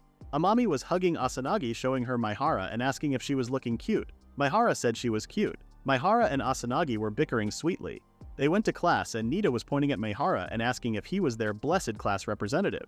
Maehara told her that he was not the class representative, but Nita said she couldn't get rid of that feeling at the festival. Maehara thought their exhibition received unexpectedly high recognition. Because of that, he had become even stranger to them. He wondered about the things people talked about behind his back, such as he was getting along with a girl from his club, or questions about him like if he did best at the event. He was thinking that in the blink of an eye lots of things happened, but finally everything had settled. Maehara thought he wanted to confess his feelings to Asanagi, and maybe that was a little bit too obvious since it would be his first confession, but he decided that he would confess his feelings to her on the 24th of the month. He thought it was nothing out of the ordinary, but he hoped he would be free. He sent a message to her saying he was free on the 24th.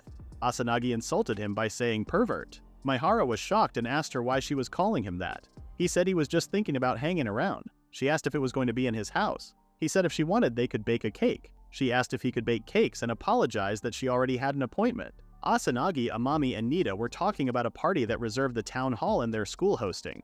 So the other schools were invited like a neighborhood association. They said it was really meant to prevent exam panic attacks. The teacher had said that if they were coming, she wanted to make sure that students mentioned it to everyone. Maehara recalled hearing that during homeroom. Asanagi asked if Maehara submitted his form and he said he didn't think it had anything to do with him. Nita said maybe he could still join. He said it was completely his mistake and he got careless. He said they three should have enjoyed it on their own.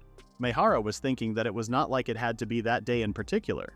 Nita told him not to jump to conclusions and said she planned to split off for the day like a two-top plan. Nita said she wasn't coming and she was going with her boyfriend and just him. Nita said a senpai confessed to her over the cultural festival. Amami asked her what she meant. She asked if they really wanted to listen and they were really willing to listen. Maehara thought lots of people took courage, changed their plans, and moved forward. He thought he should have done too. He thought he might have not been good, but he hoped he could move forward with Asanagi. Maehara and Asagani were walking together after school. Asanagi said she had a bit of an awkward conversation with Amami.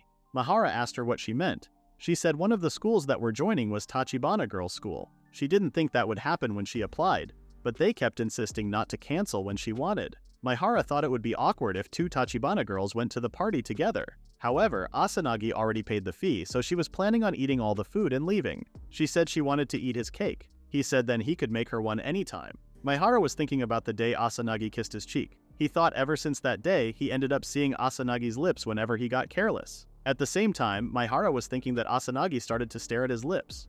Maehara asked what was happening. She said his lips were so dry and they could crack open and bleed if didn't do something. Then she held his face and put on some lip cream. She said that was his, and he thanked her and then asked if it was okay. She asked him what he meant. He thought she was too embarrassed and was making him say it. He said the indirect kiss that he wouldn't mind. However, Asanagi said that was new and the plan was to give it to him. She said his lips had been a tragedy as of late after all. Asanagi said if it was someone she was really close to, she wouldn't have minded an indirect kiss and asked Maehara what he would do. Maehara said he was fine, but more likely as long as the other person didn't mind, then he wouldn't have minded either. They arrived at Asanagi's home. Maehara thought he was going to be alone on Christmas Eve. He recalled his parents getting divorced last Christmas Eve. It was another school day and Maehara was thinking about her parents' divorce. He didn't know the reason for their divorce, he ended up remembering the whole thing. Then Asanagi came to him and asked if he was coming to the cafeteria because she brought her lunch. Amami said they were eating udon that day. Nita told her why he didn't just come for the sake of it. He said he would feel bad just sitting there without buying any food. Maehara couldn't help but ask himself if it was his imagination, or had the girls had been spending more time together lately. Nita said that was just a way of protecting Amami. Then Amami said being alone led to more people talking with her. Maehara thought maybe she was more noticeable since Christmas was getting closer. He thought since hopes on Asanagi were gone now, the focus switched to Amami. Nita asked Asanagi if she already had a Mr. Class representative. She didn't understand that and questioned what was wrong with that school. Asanagi asked if everyone in the school thought that. Besides, she had told Maehara was just a friend. Amami said normally people who approached her just wanted to talk, but there were some weirdos. Maehara asked her what kind of things those weirdos said. She said, for example, there was a guy she had never talked to who in a very serious way just said, "Why don't we find ourselves a more private place?" Maehara found it scary, then they left for the cafeteria. Maehara thought it had been a long time since he ate alone. When Maehara was sitting at his desk in the class, a menacing voice called him and touched his shoulder. He said he wanted to have a few words with him and asked him to come with him for a moment. They went to a quiet place and he said he was going to ask just in case, but first asked if Maehara knew who he was. Maehara said he was Seki from his class. He said that was right. He said the one and only Seki Nozomi from the baseball club. He said he was the pitcher. Maehara asked what he wanted to do with him. Seki said he needed some advice regarding Amami. Maehara got that and asked what he wanted. Seki said he had been in love with Amami since he first saw her at the entrance ceremony, but until now he said he had only focused on baseball. Therefore, he didn't know how to confess his feelings or start dating. He had thought just looking at her would make him happy, but since those might have been their last 4 months in the same class, he couldn't just console himself by looking at her. He said he didn't know if they would be in the same class next year, so he wanted to confess his feelings to her at least. Maehara told him if it was just that, and suggested he go and do that now. Maehara said she should have been in the cafeteria and again asked what his business was in all of this. Seki said he just wanted his help. Seki thought Maehara seemed to be good friends with Asanagi, which was why he also wanted to be Maehara's friend. He asked Maehara if he could just talk to her more naturally. The last resort of Maehara was declining it. Maehara thought he could not help him because Amami was a friend of his. Maehara was afraid that he was going to punch his face. Maehara told Seki maybe the class wasn't aware of that, but a lot had happened between those two around the time of the cultural festival, and they were still on the way to becoming good friends. He said he knew Seki was serious about his feelings, but Maehara didn't think Asanagi and Amami would turn the cold shoulder on him. Maehara said that was really bad timing. There had been enough problems already. He apologized to Seki. Then Seki raised his head, smiled, and said as he expected. Seki was so embarrassed and said that it was so sudden coming from a guy he didn't know. Maehara said if he had been in his place, he would have done the same. He was sorry he couldn't be of help. Seki told him not to worry, he shouldn't have asked such a favor. He said he was grateful he lent him an ear. Seki said he would try to ask her if she wanted to come with him to the party. He said he would make an effort. He told Maehara that he looked gentle on the outside, but he rejected his proposal and now, he had a better opinion of him and then he left. Maehara found himself thinking that if the timing had been right, an opportunity for friendship might have arisen between them. The next chapter started with Maehara's one of the little memories with her mother. His mother welcomed him after she said welcome to him and asked him if he had fun at the school. He said he had kind of ignored his mother. Maehara thought his dad was always being job transferred and he had to change schools countless times. When the next change would come, that was something he never knew. Despite everything, when he came home from school, his mother was always there. Even if his dad was coming home very late at night, even if he didn't like going to school, he liked his home. It was the end of the day when he talked to Seki. Maehara and Asanagi were walking towards their home together again. Asanagi asked Maehara what he was talking to Seki about. She said she was at the cafeteria when she saw them two going somewhere else together. He asked if they observed him as a strange guy. She said he was right and asked Maehara if he found Seki as a strange guy. She said she seemed to care only about his club. She said that Maehara and Seki made quite an interesting combo. Maehara was in the Go Home Club and he was in the baseball club. Maehara took a look at Asanagi and recalled some of Seki's words. He recalled him saying that just looking at her would make him happy, but at least he wanted to tell her what he felt. Then Maehara decided to ask Asanagi if there was any way to meet after the party. He said he knew that she was going to attend the event, but since it would be Christmas Eve, he was wondering if they could meet each other after that. He said only for a while and there was something he wanted to tell her, then immediately asked her not to call the pervert as she usually did. He said he didn't expect her to stay the night at his place again or something like that. She said it was okay to meet each other, but the party would end at 8 or 9. She asked if he would be okay with that. He was okay and asked her to tell Mrs. Sora that she would be home a little late on the 24th. She said she would also tell his mom he would be coming. They agreed and Asanagi went home. Asanagi's mother greeted her and welcomed her. She said she wanted to talk to her mother about the 24th. Her mother said Asanagi would be attending the party with Amami. Asanagi said yes, but then she talked to her mother about whether it would be okay if she came home a little late after the party. On his way home, Maehara received a message from Asanagi. The message said that Asanagi told her mother that she would be coming home a little late on the 24th. Later, she sent 2 more messages telling her mother she would be coming home quite late and getting her permission. His last message was that curse again, pervert. Maehara thought if that had a deep meaning. Maehara couldn't sleep after those messages. He kept thinking about the meaning behind Asanagi's message. He then tried to stop overthinking and left his room. He saw his mother smoking in the living room. His mother apologized for that and explained that she couldn't relax even a bit recently because of her job, but she added that this was nothing compared to last year, the time when she was getting divorced. He then tried to tell his mother about the 24th, but the words couldn't come out of his mouth. However, his mother understood that it was about Umi.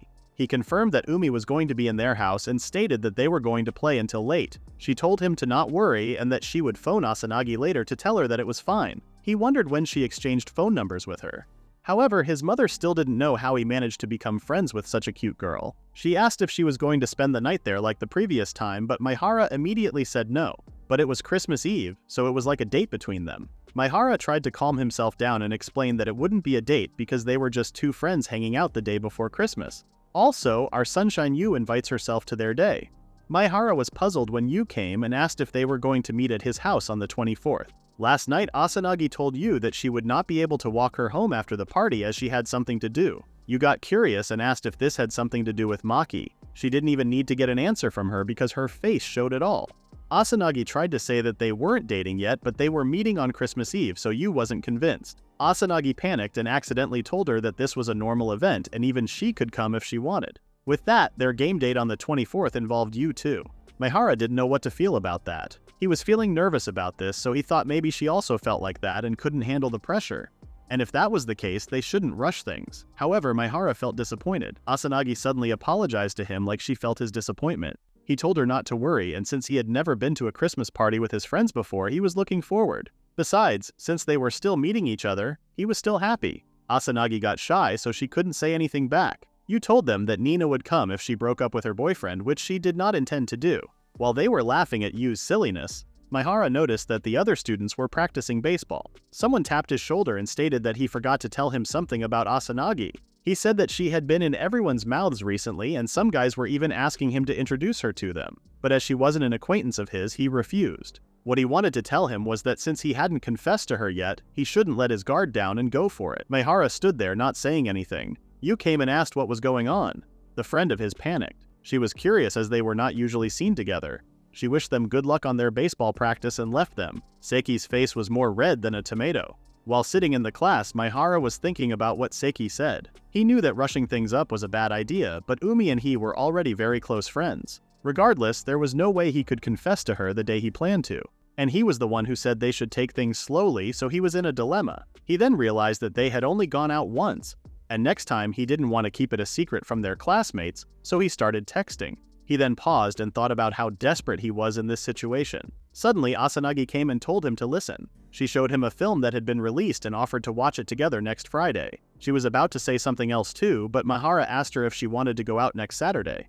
Asanagi wondered if he meant at his place or somewhere else. He stated that he was thinking about making it a date with a red face. Without even thinking, she accepted, and they both stared at each other for a moment. She then told him that she couldn't help but feel excited about this mushroom shark film. She then cleared her throat and told him that the date would be next Saturday, and he should also be free next Friday afternoon. When he got confused, she explained that she needed to buy clothes for the occasion because they agreed on doing it the right way the next time. She promised to do her best to look as cute as possible, so he has to dress nicely as well. Maehara didn't feel like it but still had to agree. In the next scene, Maehara thought he was going shopping with Asanagi. The girls were debating on what to wear while he was eating his lunch. They were not talking about what they were going to wear. They were choosing what Maehara was going to wear.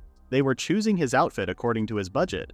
However, they were having a hard time picking a good fit for him. But Asanagi thought it would be easier if she could see how those would look on him. But going together to buy clothes for the date would be weird, because that would also be a date. Yu liked the idea of seeing Maki trying on clothes, so she suggested going with them. But she didn't want to be intruding on their date. They started to whine about this when Maehara asked what was going on. Asanagi appreciates Yu's taste in clothes, so she would be helpful. They decided to take her with them. And meanwhile, Yu wanted to try on some outfits for the party. Maehara was okay with everything, so Yu got excited, but Asanagi reminded her that she couldn't go to the party if she ran out of money. Maki asked if the situation was that bad, and Asanagi explained that she was already taking supplementary lessons plus the party. Yu didn't want to take extra lessons and begged Asanagi to help her study. Their friend asked if he was confident about passing exams as the class representative. Maki stated that when you don't have any friends, you would spend your free time studying at your desk, but you would get tired of doing the same for a whole month. However, he didn't, so he spent his free time studying. That's why he was more than ready for the upcoming exams. While they were talking, Seiki came and tapped his shoulder again. When Maehara was informed that this wasn't about him, he recalled that Seiki wanted to make his own effort regarding Amami, so he left them alone. Asanagi and their other friend were there too, and Seiki and Yu were alone now. Asanagi wondered what was going on, so he said that he was going to ask her to go to the party with him. Eventually, Seki pulled together and asked her to go to the party. You didn't seem to be expecting something like that, but she refused. Seki apologized for asking her so suddenly, and then left the class. The girls admired his confidence that he was able to ask her out in front of so many classmates. While Asanagi was with Yu, the others started to talk behind Seki's back. Maehara decided to go check on him and informed Asanagi about this. Maehara saw Seki sitting alone in the school's backyard and approached him. When he sat beside him, Maehara admitted he had rushed things with Amami. Seki already knew that and regretted his decision. Maehara asked if he would invite her to the party, and he confirmed that it was his plan. He had even written it in his hand and practiced what he would say countless times. But when he was in front of her, he went blank. By the time he came to his senses, it was too late. A short silence followed their conversation. Seki then asked if their classmates had said anything about it because he was so embarrassed that he didn't want to return there. Maehara explained that they had been discussing something, but he didn't understand, and they seemed to be discussing something unrelated. Seki realized that Maehara was a good guy after all. Maehara responded that being gentle and being a good guy were different things, which made Seki laugh. He then asked Seki if he was planning to give up Amami. Seki admitted he was completely rejected, but he still liked her. Moving on was easy to say, but hard to do, especially in his case. He was also sure the class would make fun of him for a while, even if their jokes were lame. He didn't like those kinds of jokes either. Repeatedly teasing someone about something like this wasn't right, but he said he had to read the situation and just ignore them. He then started to wonder why he was hanging out with people like that in the first place. It wouldn't be easy going back to the classroom, but at least he had a friend who understood him and didn't laugh. This gave Seki the courage to do his best. He also realized that he had put Amami in a difficult situation, which wasn't nice. Maehara suddenly wondered if Seki was sure he wanted to be his friend. Seki asked if Maehara didn't want him as a friend, adding that they could have fun hanging out and talking about lots of things, which was what friends were for. Now that they were friends, Maehara decided to drop the formalities. They shook hands and went to class together. After that, Maehara explained to Asanagi and Amami that Seki wanted Amami to forget about everything that happened, and that he was sorry for making her uncomfortable and embarrassed. But Amami was focused on her sandwich, so she didn't hear anything he had just said. Maehara was just glad she was in a good mood. Asanagi suggested telling Seki not to worry since Amami was used to this kind of thing. However, it was complicated to explain this to him. Amami said they would be busy today. She told Maki to lead while they checked the latest trends and calculated the shortest route. Once they were finished, she suggested eating yakiniku. As they linked arms and started walking, a man was watching them.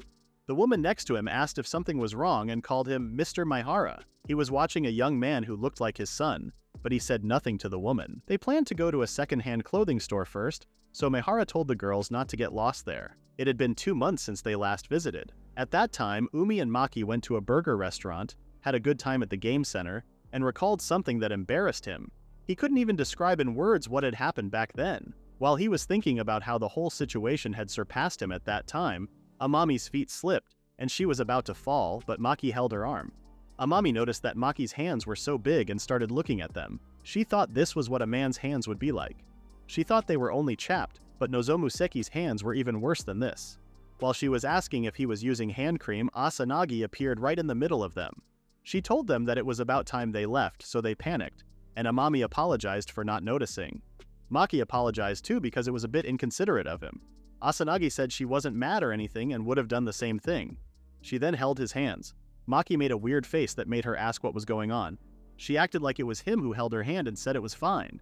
They noticed Amami losing herself, so Asanagi held her and dragged her to the first shop. They were looking for something for the top. Amami found a coat and asked for Asanagi's opinion. Since Maki wasn't that tall, he would look like a child wearing this. While Amami was looking at the ladies section, Asanagi gave him another top and wanted him to try that one. But Maki's eyes were on the shop assistant as she smiled at him.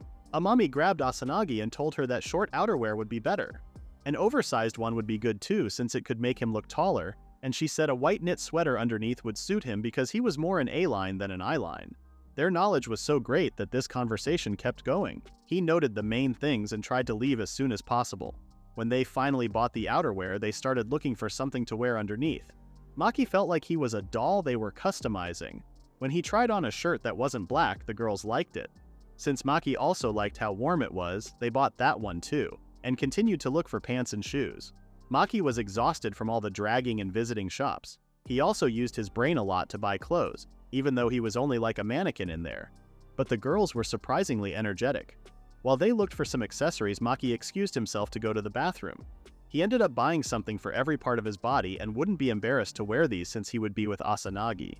but he was still wondering what she would wear. He knew she would look cute just by wearing some jeans and a hoodie. As he dozed off thinking about Asanagi, he bumped into a man and made his papers scatter all over the floor. He apologized right away and started picking up the papers. The man said he was careless too, and then noticed that it was Maki who bumped into him. Maki was surprised to see him. Mr. Maehara and Maki had seen each other before the summer holidays, and they hadn't spoken since then. His father apologized for not spending more time with him, explaining that work had kept him busy lately. He mentioned being occupied with the rebuilding of the station building. Maki reassured him not to worry, acknowledging that managing a construction company must be complicated. Curious, Maki asked if there were any upcoming meetings, to which his father replied that he was indeed heading back to the office for that reason. Concerned, Maki asked if his father was overworking himself. His father assured him that he took physical exams regularly and was confident in his stamina. Shifting the conversation, his father asked if Maki was shopping. Maki explained that he was looking to buy a pair of sneakers. Then his father asked if he had made any friends, recalling their last meeting in the summer when Maki admitted he barely had any. He wondered if the situation had changed. Blushing, Maki admitted that it hadn't changed much because he was still quite shy. His father seemed skeptical but didn't press further, instead apologizing for asking a sensitive question. Maki, in turn, asked if his father needed to return to the office immediately or if they could talk a bit longer. As they were saying their goodbyes, a woman approached Mr. Maehara, apologizing for interrupting. She appeared worried about his absence from the office. However, when she noticed Maki, she paused. Mr. Maehara introduced her as Minato, one of his employees, and introduced Maki to her. Minato greeted Maki with a bow. After exchanging pleasantries, Maki left, noting that his father seemed busy. When Maki rejoined the girls, they were chatting animatedly. Asanagi expressed concern, noting that Maki hadn't been reading her messages. She joked about contacting the lost child staff to look for him. Laughing it off, they decided to go to a budget-friendly yakiniku restaurant. Maki's thoughts lingered on his father while the girls continued chatting. Asanagi, noticing his distraction, asked if he had forgotten to buy something, but he assured her he was fine. Despite his cheerful demeanor, Maki's mind was preoccupied with thoughts about his parents' divorce. He wanted to know the cause but refrained from asking his mother to avoid hurting her feelings. Instead, during his rare meetings with his father, he had asked him. His father's only response had been, "It was all my fault." Maki understood that both of his parents had always been busy and didn't spend much time together. He believed their decision to divorce was something they had made on their own, with little to discuss with a child like him. While he tried not to dwell on it, seeing his father's concern about his friendships made Maki wonder why he hadn't been entirely honest. Somehow he felt a sense of guilt for everyone involved. Lost in thought, Maki didn't notice Asanagi calling him. She asked if he wanted the bar drink option, and he nodded in agreement. Amami, noticing his distraction, asked if he was tired, but Maki assured her he was fine. Shifting his focus, he asked if they were supposed to order food using the touch panel. Amami suggested ordering beef, tongue, kalbi, and some grilled seafood. As they placed their orders, Maki found himself thinking about the day he might tell his father about Asanagi if their relationship lasted. Amami amusingly ordered ice cream as her first course, clearly delighted. Asanagi teased her, remarking that she wasn't a child anymore and would likely get full quickly. Amami playfully retorted that Asanagi would be the one to fill up first because of her mixed cola and white soda concoction. She then had the idea of creating a cola float. Watching their lighthearted banter made Maki happy. He thought that with Asanagi and everyone else by his side, good things were bound to happen this Christmas. When the food arrived, they eagerly dug in. For now, Maki decided to focus on thinking positively. Maki stood in front of the mirror, struggling to decide on his hairstyle. The date was set for 11 o'clock, and though he had plenty of time, he felt he was wasting too much of it overthinking his appearance. As he debated, the doorbell rang unexpectedly, sending him into a panic. From the intercom, he heard Asanagi's voice, playfully complaining about the cold and asking him to be let in. He quickly buzzed her in, and when she entered, she greeted him cheerfully. Maki, flustered, forgot to return the greeting, prompting Asanagi to scold him lightly. Realizing his mistake, he apologized and invited her inside. She then asked if he wanted tea or coffee. Maki, wanting to play the host, offered to prepare it, but Asanagi insisted on handling it herself. She even asked if he took milk or sugar. As she prepared the drinks, Maki couldn't help but notice the subtle makeup she wore. She looked radiant, almost glowing, and he felt as though he could see her aura. Lost in admiration, he stared silently until Asanagi, noticing his gaze, asked what was on his mind. Embarrassed, Maki stammered and changed the subject, though he couldn't ignore how good she smelled. Suddenly, Asanagi teased him for seemingly staring at her legs. Maki hurriedly explained that he was only wondering if she was cold. Asanagi admitted she was freezing and regretted her choice to leave the house without covering her legs. She confessed that she endured it because she wanted to look her best for him, even though it wasn't practical for the weather. Her cheeks turned red as she admitted how much effort she had put into her outfit. Maki, touched by her honesty, reassured her that she didn't need to push herself so hard and that she might catch a cold. Asanagi, still blushing, admitted that she wanted him to see her looking pretty and mentioned how long it had taken her to choose her clothes. Maki, reflecting on his limited wardrobe, resolved to put more effort into his appearance in the future, even if it meant finding a part-time job to afford better clothes. Asanagi then stood up and jokingly asked for his opinion on her outfit. Maki was caught off guard and hesitated, but Asanagi laughed and said she already knew what he thought. She teased him, saying his expression when he opened the door had given him away. Embarrassed but sincere, Maki complimented her, saying he was captivated by her.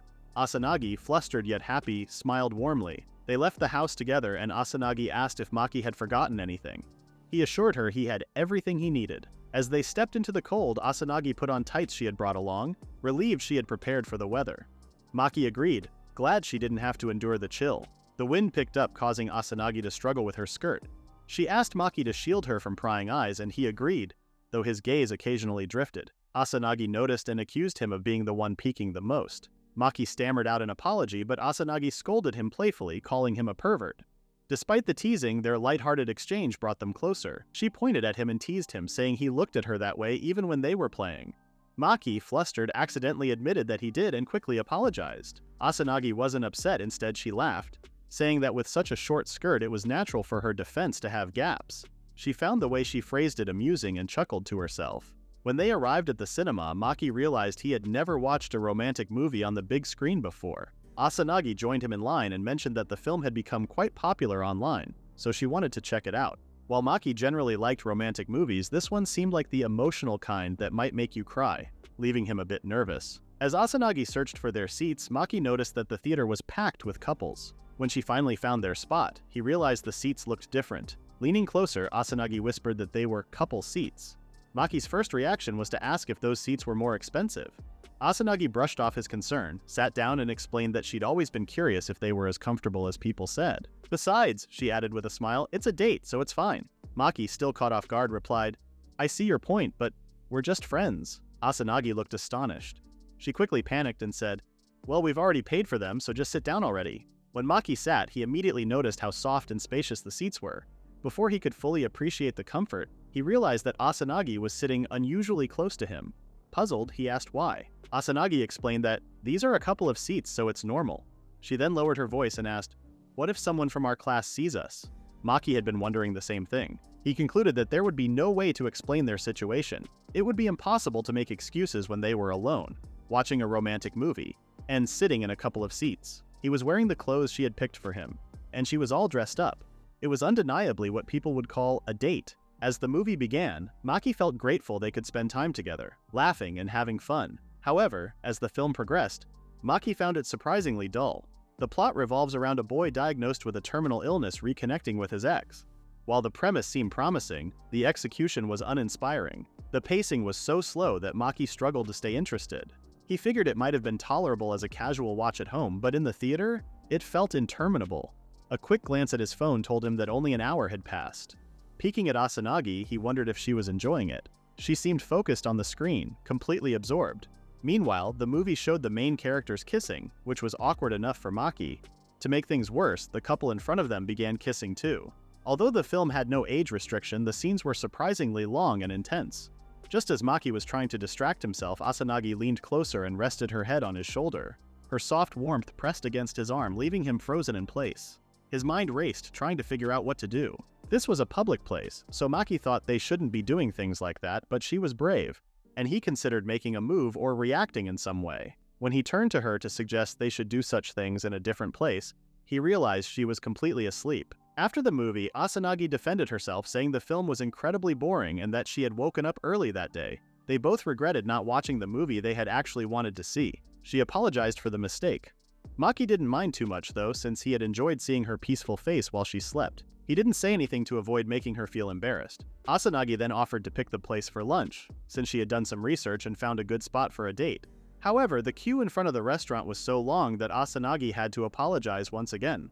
Maki reassured her not to worry and handed her a hand warmer. Asanagi called him an old man while she warmed her face. Maki mentioned that he had more hand warmers she could put on the soles of her feet, and he would give them to her later. Asanagi giggled and said being with him always felt like this, calming, like a sense of relief. The waiter finally called for the next customers and they were able to enter the restaurant. Maki felt a bit out of the ordinary.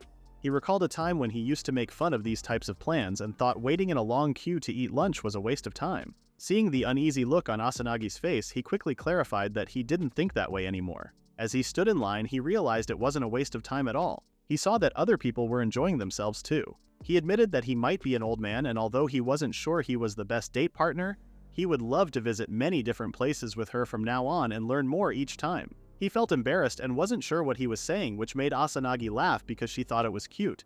She reassured him, saying there was nothing to worry about because she always felt relieved when she was with him, but also excited. Then she said she wanted to tell him something. She said the food at the restaurant was delicious, but the portions were quite small.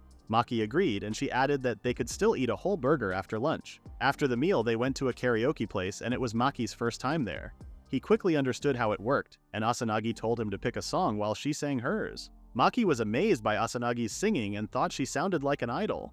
He didn't like his own voice and became nervous if he sang too loudly, feeling a bit embarrassed. To calm him down, Asanagi suggested they sing together. It was a good idea, and Maki started staring at her. She told him it wasn't a competition to see who sang the best, but just a way to enjoy singing together. Maki seemed relieved and they began to sing. After 2 hours, they were both exhausted from singing their hearts out. When Maki realized that he could sing just like everyone else, he couldn't stop himself. It was the first time he had sung in front of someone, and thanks to her, he didn't leave feeling bad. Asanagi then asked if there was a karaoke tournament when school was over. Would it be okay if they participated together? Maki panicked, saying he couldn't do that because singing in front of a crowd would be too embarrassing. Asanagi encouraged him, saying he could do it. He thought about going to karaoke again to gain more experience, and he would be happy if she could come with him. When she asked if it would be just the two of them, he nodded. Asanagi was positive about the idea of having a karaoke date again, but Amami would like to tag along next time they go. Maki asked how good Amami was at singing, and she responded that she was crazy about it. The sky went dark, so Maki said he would walk home. Suddenly, Asanagi put her hand inside Maki's pocket. He said that he always keeps a heat pack in his pocket. This reminded Asanagi of that time when she kissed him. They entered the metro station and Maki started to think about confessing to her here. But he wasn't sure about the location and didn't know if it was the right time. Today didn't feel special because they both acted like themselves and were comfortable with each other. Maki held Asanagi's hand and his heart started to beat fast. Even though both of them knew it all too well, it still made him nervous. Asanagi asked what was going on and looked at him with expectations. When Maki opened his mouth, he heard a woman calling for Mr. Maehara. Asanagi and Maki turned to the woman and she asked if he knew her. Maki said he didn't think she was calling him and it might be another Maehara. Asanagi giggled and said she gave her a scare. Maki said it was someone who worked for his father. Asanagi was informed that his father was divorced. Maki mentioned that he happened upon them yesterday in the toilet of the department store. Asanagi figured that that's why he was out of it when they were eating yakiniku. He said that unlike yesterday, their clothing looked more casual. Asanagi noticed that they looked very close to each other, but it didn't matter to Maki. He wanted to leave before they spotted them because it would be bad if they were to meet them now. Now that his father got divorced, he was completely entitled to his privacy. Suddenly, Asanagi hugged Maki and told him to bear with her for a bit. He was pretty confused, so Asanagi said they were coming their way. Maehara's father and Minato noticed them and walked right next to them. When they left, Maki apologized, but Asanagi said he wasn't the one in the wrong here. She was about to blame someone, but Maki said that neither his dad nor Minato were to blame. It was time for them to go home now because Sora might get worried if they got late. Asanagi hated that their whole mood changed after having so much fun. She told Maki to come and ask her for advice if anything was bothering him. She may not be able to help him solve his problems, but he could listen to his worries at the very least. When Maki arrived home, his mother was back. She welcomed him and apologized for smoking there. Maki didn't mind her smoking. She asked if he had fun with his date, and he said he did. But he was totally spent, and he didn't think he would be able to take a shower. It was better for him to go straight to sleep. His mother said she wanted to tell him something before she forgot about it. She said that his father was asking if having the interview next Friday night was okay with him. Maki's schedule was clear, so he said he was okay with it. When Maki lay on his bed, he thought about what he talked about with his mother. He asked her if she still liked his dad. Since it had been ages since he met his father, he couldn't help but wonder. His mother said they may have ended up getting divorced, but she believed there was still a part of her heart that loved him. Even that album that had pictures of the three of them together, she couldn't bring herself to throw it away and still had it. They did take family pictures when he was still a kid, but they didn't even get chances to take pictures now. He decided to look at his phone to distract him and saw Asanagi's message. She sent him a picture of them from the cultural festival that was taken by Nina. He then received a message from Seki asking if he had a moment. The next day when he left his room, he saw Asanagi looking at their family album. Maki got mad and asked his mother why she was showing her that. She said that she got all nostalgic as they were talking, and since it was sitting just nearby, Asanagi said that she wanted to see it. When it was time for his mother to leave for work, she told them to be careful on their way to school and leave. When it was just the two of them, Maki asked if she was a member of his family because she was getting way too comfy. Asanagi couldn't deny that she was involved with his family a lot. Maki asked if she had breakfast yet because he was in the mood for pancake mix. While having their pancakes, they started to talk about this Friday. They had a test soon, so Asanagi asked if they should hold a study group, but Maki said he couldn't do that because he was meeting up with his father this Friday. Asanagi was surprised at first and then asked if he would be alright. Maki said it was par for the course since they always meet up from time to time. It was just them trying to catch up with each other anyway. Asanagi asked about what they saw last time. He said that he was planning on asking him why they met up because it wouldn't be sitting right with him being kept in the dark. Asanagi asked if he told his mother about this, but he didn't because he didn't think she needed to know about this. It was probably nothing to be concerned about. Maki wanted to move on to the main topic and said since he would be busy this Friday, it would be preferable if they could hold it on another day. That was fine with Asanagi. She then remembered that there was a guest who wanted help. It was Amami, begging for Asanagi and Maki's help. She asked if she could bring her along with her. Maki was fine with it and said he also had a guest. In the next scene, Amami and Asanagi arrive at Maki's house and Seki is there too. Seki was so excited that he couldn't even stand up straight. Apparently, he didn't know Amami would be there too. Last night, Seki begged Maki to help with his English and chemistry, so Maki invited him on the same day the girls would come.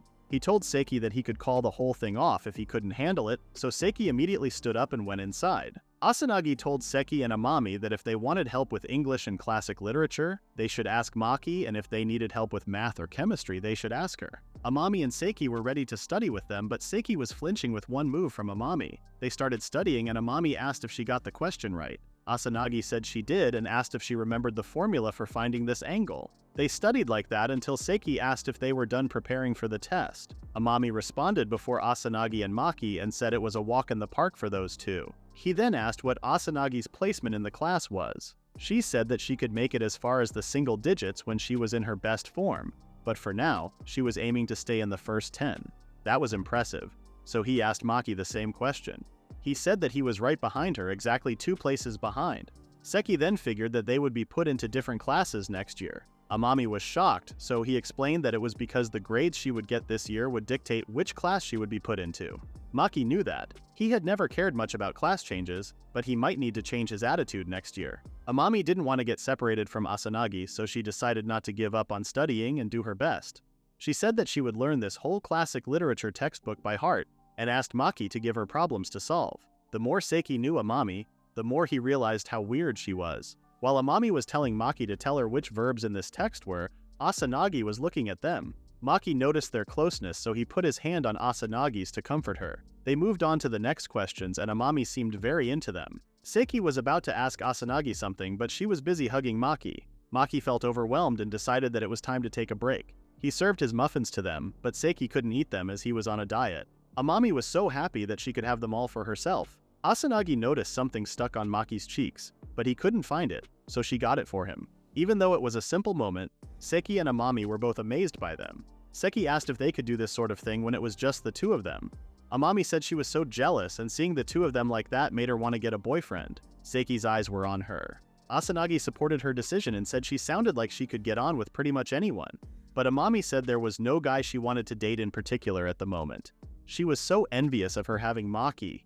He was super kind and he even made sweets for her. Asanagi said she personally thought she was better off with someone with a great physique, someone who could keep up with her. But no one fits the bill. Seki heard everything and felt so bad. After they covered everything, Seki thanked them and believed that they might cut with this test now. Amami cheered for Seki and herself, saying that they should make sure they pass their tests and avoid getting failing grades at all costs. Asanagi said goodbye to Maki and he said it too. Before they left, Asanagi wanted Maki to turn around and then hugged him from behind. Maki was surprised and confused, so he asked what was wrong. She said that she knew she was high maintenance, but it bothered her hearing Amami talk that way about him. Maki was pretty sure it was all in jest and she brushed it off. She said that it didn't bother her when he was with Sanai and Manaka, but if someone were to take him away from him, she didn't think she would ever be able to get back on her feet. Maki told her not to worry because he only had eyes for her. She apologized for being a pain in the neck. But Maki said he found it cute when she acted like that.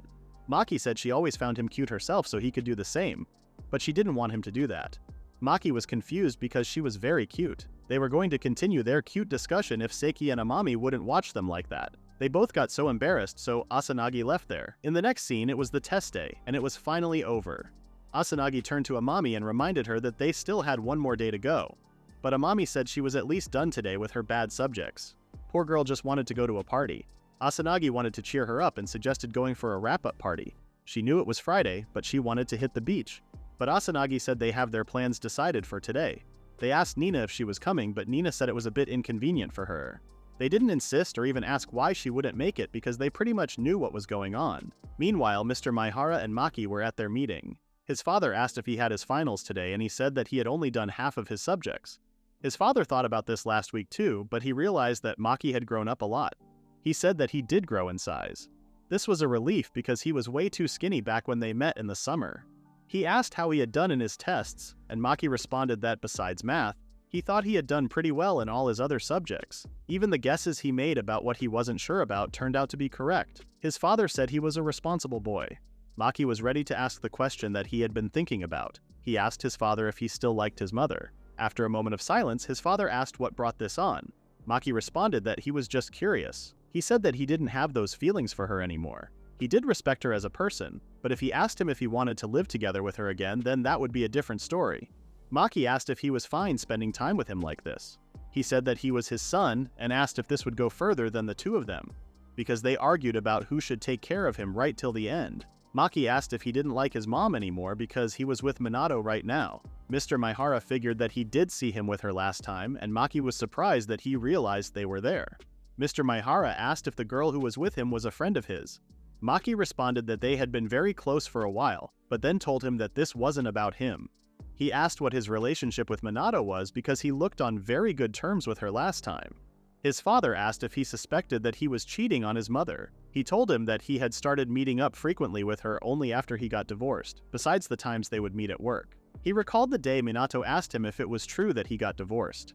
He told her that it happened last month, and they had lots of things that they couldn't agree on, and shortly after that Minato confessed to him. Maki asked if he loved Minato now. He said that it would be fine if Maki wanted to take it that way, but Maki insisted on him answering that question, and he admitted that he does love her. Maki wanted him to stop being so confused and just come out clean and say that he had no attachments to his former family. He had no intention of being selfish and asked him to get back to his mother. That would make him suspicious about his motives. While he was thinking about that, his father stood up and said it was time he got going. Maki tried to stop him, saying that they still had time and he still hadn't finished, but his father didn't say anything and just left him there. Maki then realized that the man wouldn't tell him about what happened.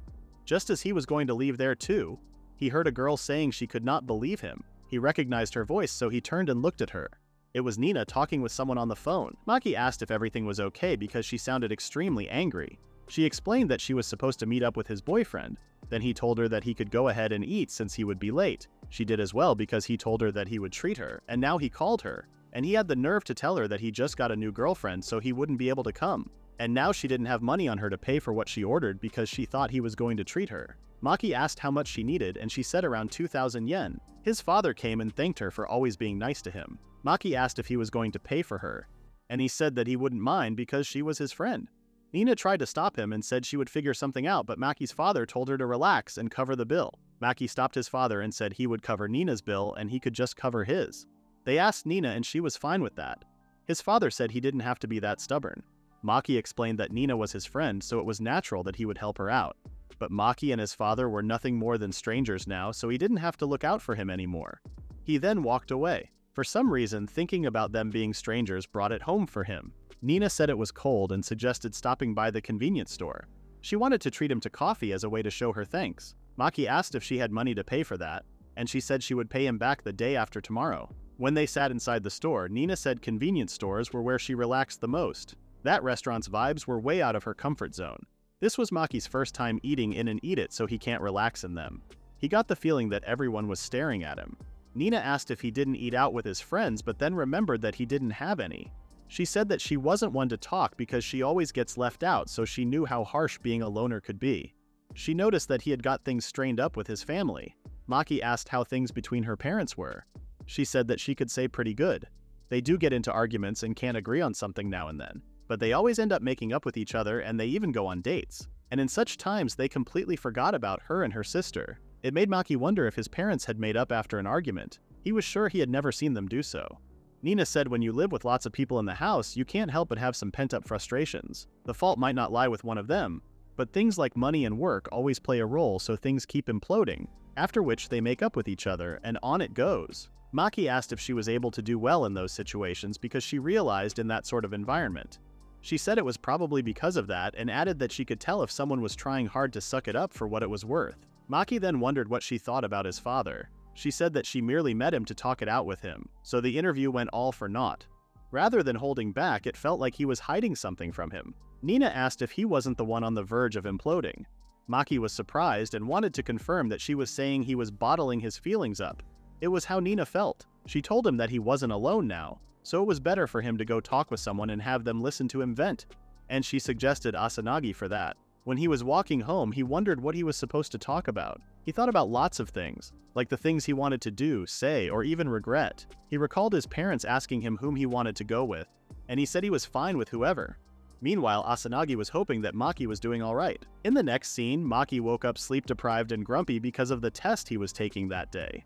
When he finished getting dressed, he saw his mother making breakfast. He was surprised to see her up rather early today. She said that it was because he was the one who's been mostly taking care of the house chores lately, so she figured she should do something mother-like occasionally. That was so unexpected that it made him think about how it had been so long since he sat at the table with his mother. While eating, his mother informed him that she decided to take a break from work for a while. Maki was surprised, so she explained that she would be taking a break for either 2 or 3 months. He wondered if it was because she overworked herself, and his mother responded that there was nothing to worry about, although if she kept this up, she would end up destroying her health for good, and she asked the higher-ups at work if they could reevaluate the way they gave them work. She said that that's why she would take care of the chores from now on, and thanked him for helping her with them up until now. Maki didn't mind doing those chores, but he seemed worried, so she told him not to worry about their financial situation. She said that she was taking a break from work, but they wouldn't be running low on funds anytime soon. While Asanagi and Maki were walking to school, Maki told her what happened. She said that she was kind of relieved. She was worried about ruining her health since she was spreading herself too thin, but she apologized for butting in their business. Maki was also relieved about his mother. Considering that she wouldn't be overworking anymore, that meant that he would get to spend more time with her. This should have made him happy, but he still felt so anxious. He wondered about the reason for that, but said it might be a stereotype. But it seemed to him like parents usually make all sorts of decisions on their own, and then they fill them in on them long after it was all settled. As nothing but a kid, he didn't think he could criticize that. He still hasn't properly talked it out with his father, and the same goes for his mother. Suddenly, Asanagi remembered something. She said that she knew he currently had a lot going on in his house, and he was free to refuse what she was about to offer. She said that her father was coming back very soon, so he knew about him, since her mother talked a lot about him, and he said that he would like to meet him in person. So she was wondering if he would be up to come have dinner with them before her father leaves again. Maki was obviously nervous, but he said that his mother would be able to cut loose and let off some of the stress that's been catching up with her, so he would be down for it. Asanagi seemed pretty happy that he could come. When Maki told Amami about this, all she could say was to send him her condolences. Asanagi scolded Amami for freaking him out more, while Nana and Siki were scaring him even more. Asanagi told him not to get the wrong idea and they just wanted to have lunch with him. But still, this was a tough trial he was in. He was a model of how to fully enjoy Christmas. Maki responded that he wouldn't be attending the main event, the Christmas party. Seiki asked if he meant the one organized by their student council. Seiki told him to come, but Maki missed his chance to apply. But Seiki told him to leave it to him and he took them to the student council room. Amami had never been to this office before. He opened the door without knocking and called for his big sister. It was Tomuseki, the student council president, and Seiki's sister. The others had no idea that Seiki's big sister was her because they looked nothing alike. Seiki asked Tamu if she knew if there was someone who hadn't confirmed his attendance at the Christmas party. He said that Maki had forgotten to submit his application for the party and found his application without asking permission. Tomu smacked his head and apologized to the other members on behalf of her brother. She then turned to Maki and asked if he wanted to apply to attend the party. He said that he did if that would be alright with her. She said that it was fine and assumed it was Seki's meddling. However, she said that they have received many requests from other students to cancel attendance, and the deadline for the applications was in September. Maki apologized and said it would be a presumption of him to expect them to make an exception for him. But Seki didn't hesitate to beg her, and said he would make a fool out of himself because he would end up known as the guy who spent Christmas with his sister. Tamu told him to wait up before she finished. She said that she couldn't make an exception, but they currently lack the manpower to help with the party's preparations. So in other words, they were looking to recruit people to help them with that. It would be mainly side activities so he wouldn't have to do anything recreational.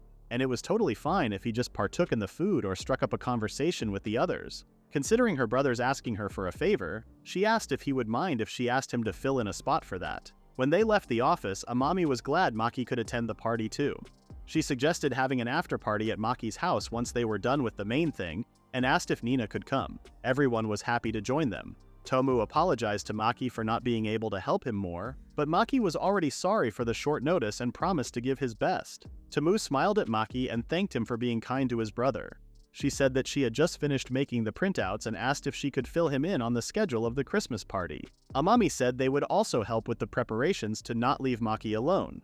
Asanagi was relieved that they would spend Christmas longer with each other, and Maki agreed. In the next scene, Maki hopes that he won't look strange during the dinner with Asanagi's family. Asanagi told him that they would just have dinner together so he could wear whatever he wanted. But he had no clue how they were going to assess him, so he wanted to make sure not to behave inappropriately in front of her parents. He overheard his mother talking with Asanagi's mother, Miss Sora. When she finished her phone call, she gave him some assorted sweets and told him to give them to Miss Sora. Maki told his mother to take it easy because Asanagi was worried about her health as well. Suddenly, Maki decided to talk to his mother. He asked if she had talked with his father.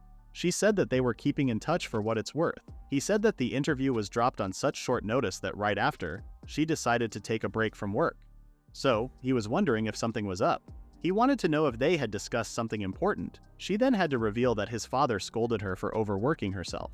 Not only that, he was also worried sick about him. He told her that he noticed his hands were all chapped and that his hands wouldn't turn out like that unless you do housework. Maki understood what was going on and told his mother that he had no right to be saying that to them because they had their lives to live, so they couldn't help it. He asked if he was wrong, and she said that his father had been sending her money every month so that she could make ends meet even if she didn't have work anymore.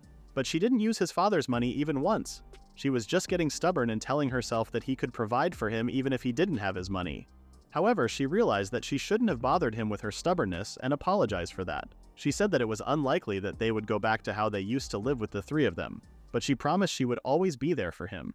Maki asked if she was really okay with that. She said that working was fun for her, but if it was going to make him live an unpleasant life, then that would be defeating the purpose. Maki said he loved seeing her devoted to her work too. She thanked him and said she might start working again once he graduated from his university and got married to Asanagi. While walking him off, she apologized for putting him through this ordeal when he was enjoying his high school life. Before he left, she told him not to forget to let her know if he was going to stay over at their house. While Maki was walking to Asanagi's house, he smacked his face to pull himself together. He needed to keep a smile on his face today at all costs. Besides, Asanagi would get worried if she noticed that he looked down. Thinking about her smiling face, Maki comforted himself that it would be okay. Asanagi came to the place where Maki was waiting for her and apologized for keeping him waiting. Asanagi immediately noticed that something was up, but Maki said he was fine. Maki felt bad for making her notice the moment she saw him and got angry at himself. He couldn't afford to give them a bad impression, so he tried his best. Miss Soya welcomed him and thanked him for coming when it was freezing out there. He gave the sweets his mother prepared and they went inside. The last time he came, he thought both her father and brother were sleeping, so this would be the first time he met them. Asanagi asked if he was okay because he looked like he was about to have a heart attack. Maki told her not to worry about him. First things first, he thought he must properly meet them. If he managed to give them a good impression, then the rest should work out just fine. While he was lost in his thoughts, he didn't notice the big body right in front of him and was startled. He thought he had run into a wall but then noticed that it was Asanagi's mother. Asanagi told her brother that his sense of timing sucked. He said he was just going to the toilet and called her a dumbass. Maki nicely introduced himself and greeted him, but he just stared at him and started walking. Maki, drenched in sweat, asked if he was rude, but Asanagi said he wasn't. Maki wondered what he should do to collect himself while Miss Soya called for her husband to meet with Maki. When he went out of his room, Maki was astonished by his menacing body. His name was Daichi and he thanked Maki for coming when he was so busy with the end of the year. He also thanked him for always taking good care of his daughter. but he was leaning toward Maki so much that Soya had to stop him and tell him to smile more. She turned to Maki and told him not to worry because he was just trying to welcome him despite how grumpy he looked. Maki was surprised, so she played with Daichi's face to show how cute he was. Maki started to understand the chemistry of this family. Asanagi requested his father to get her brother because he fled to the toilet, and then turned to Maki. She told him not to get nervous and take it easy. The dinner seemed so delicious. Miss Soya told Maki to have whatever he wanted, but Maki was so nervous about eating at a stranger's house. Soya asked if it was good, and he said it was. She seemed happy that he was so honest and adorable because her son, Riku, got into his rebellious phase very early and she was wondering when it would end. She had never been able to take care of well-behaved boys like him. Asanagi mentioned that Maki was also like this in school. He had been asked for a favor by the student council president a few days ago. Meanwhile, Maki was looking at how she was with her family at dinner. Daichi asked if he had some of the meat and told him to have as much as he liked. His wife teased him for being nervous. Maki wondered if they were the sort of family that didn't judge guys based on their appearance. Asanagi asked if he would like to play a game once they were done eating. He asked what kind, and she said that she got her hands on the new release of Smash Bros, which he was hooked on this while. Riku was the one who brought the game, so she asked what the problem was. She also wanted to use his room afterward. Riku said she should care more about people's privacy. He then asked where he should go if she was going to use his room. They started joking around, and Maki realized that he envied them. Asanagi apologized to Maki for bothering him with their idle chit-chat. He said that it was all right and it was fun, actually. Suddenly, Asanagi looked so shocked. They all started looking at him and he asked what was wrong. When they asked if he hadn't realized it, Maki felt the tears in his cheeks. He recalled a moment when he asked his mother what they would have for dinner. Her mother asked if he knew what she was cooking, and he guessed it was a hamburger. His guess was right and he was so happy. As a reward for guessing it right, she said she would make glazed carrots for him. His father came and he immediately ran to hug him. He asked if he had been a good boy and he said yes, but his mother said he shouldn't lie because he just said he didn't want carrots. His father said that would mean he had been a bad boy. Maki didn't want to be that, so he said he would eat them all. The next day was the opposite of before. His father was very late even though he said he would be coming home early. His mother decided to eat first and it would be midnight if they kept waiting for him. Maki was upset that he wouldn't be able to show his exam paper to him. At some point, his father wouldn't come back from work twice a week, which used to be once a week. Then it became 3 times, then it became a daily occurrence for them. His mother was very troubled by that lifestyle too. One day she asked how he was settling in at his new school. He said that he was doing alright even though he wanted to tell her that he hasn't been able to get along with his classmates lately and keeps overthinking things. He would get worried that they didn't even want to be with him. Or he would find himself not knowing what to say to them. His mother was already stressed enough as it was, so he couldn't add another stressor to her life. And his father, who's supposed to be their dependable crutch, was wrapped up with his work and never came home. They might live in the same house, but there was a huge invisible rift between them. Maki had lots of days when he just ate pizza alone in the house as his mother worked a lot too. When they asked him who he wanted to be with when they divorced, he didn't want to say he was fine with whoever. He wanted to say that he didn't want to go with either of them, or that he wanted them to make up with each other so they could go back to living together with the 3 of them. Back to the present, they all seemed worried about him. Maki apologized and said he didn't understand it himself. Asanagi handed him a handkerchief, but he left the table saying he would get some fresh air. That is the end of the recap at chapter 28.2. Please read the pinned comment about the next part.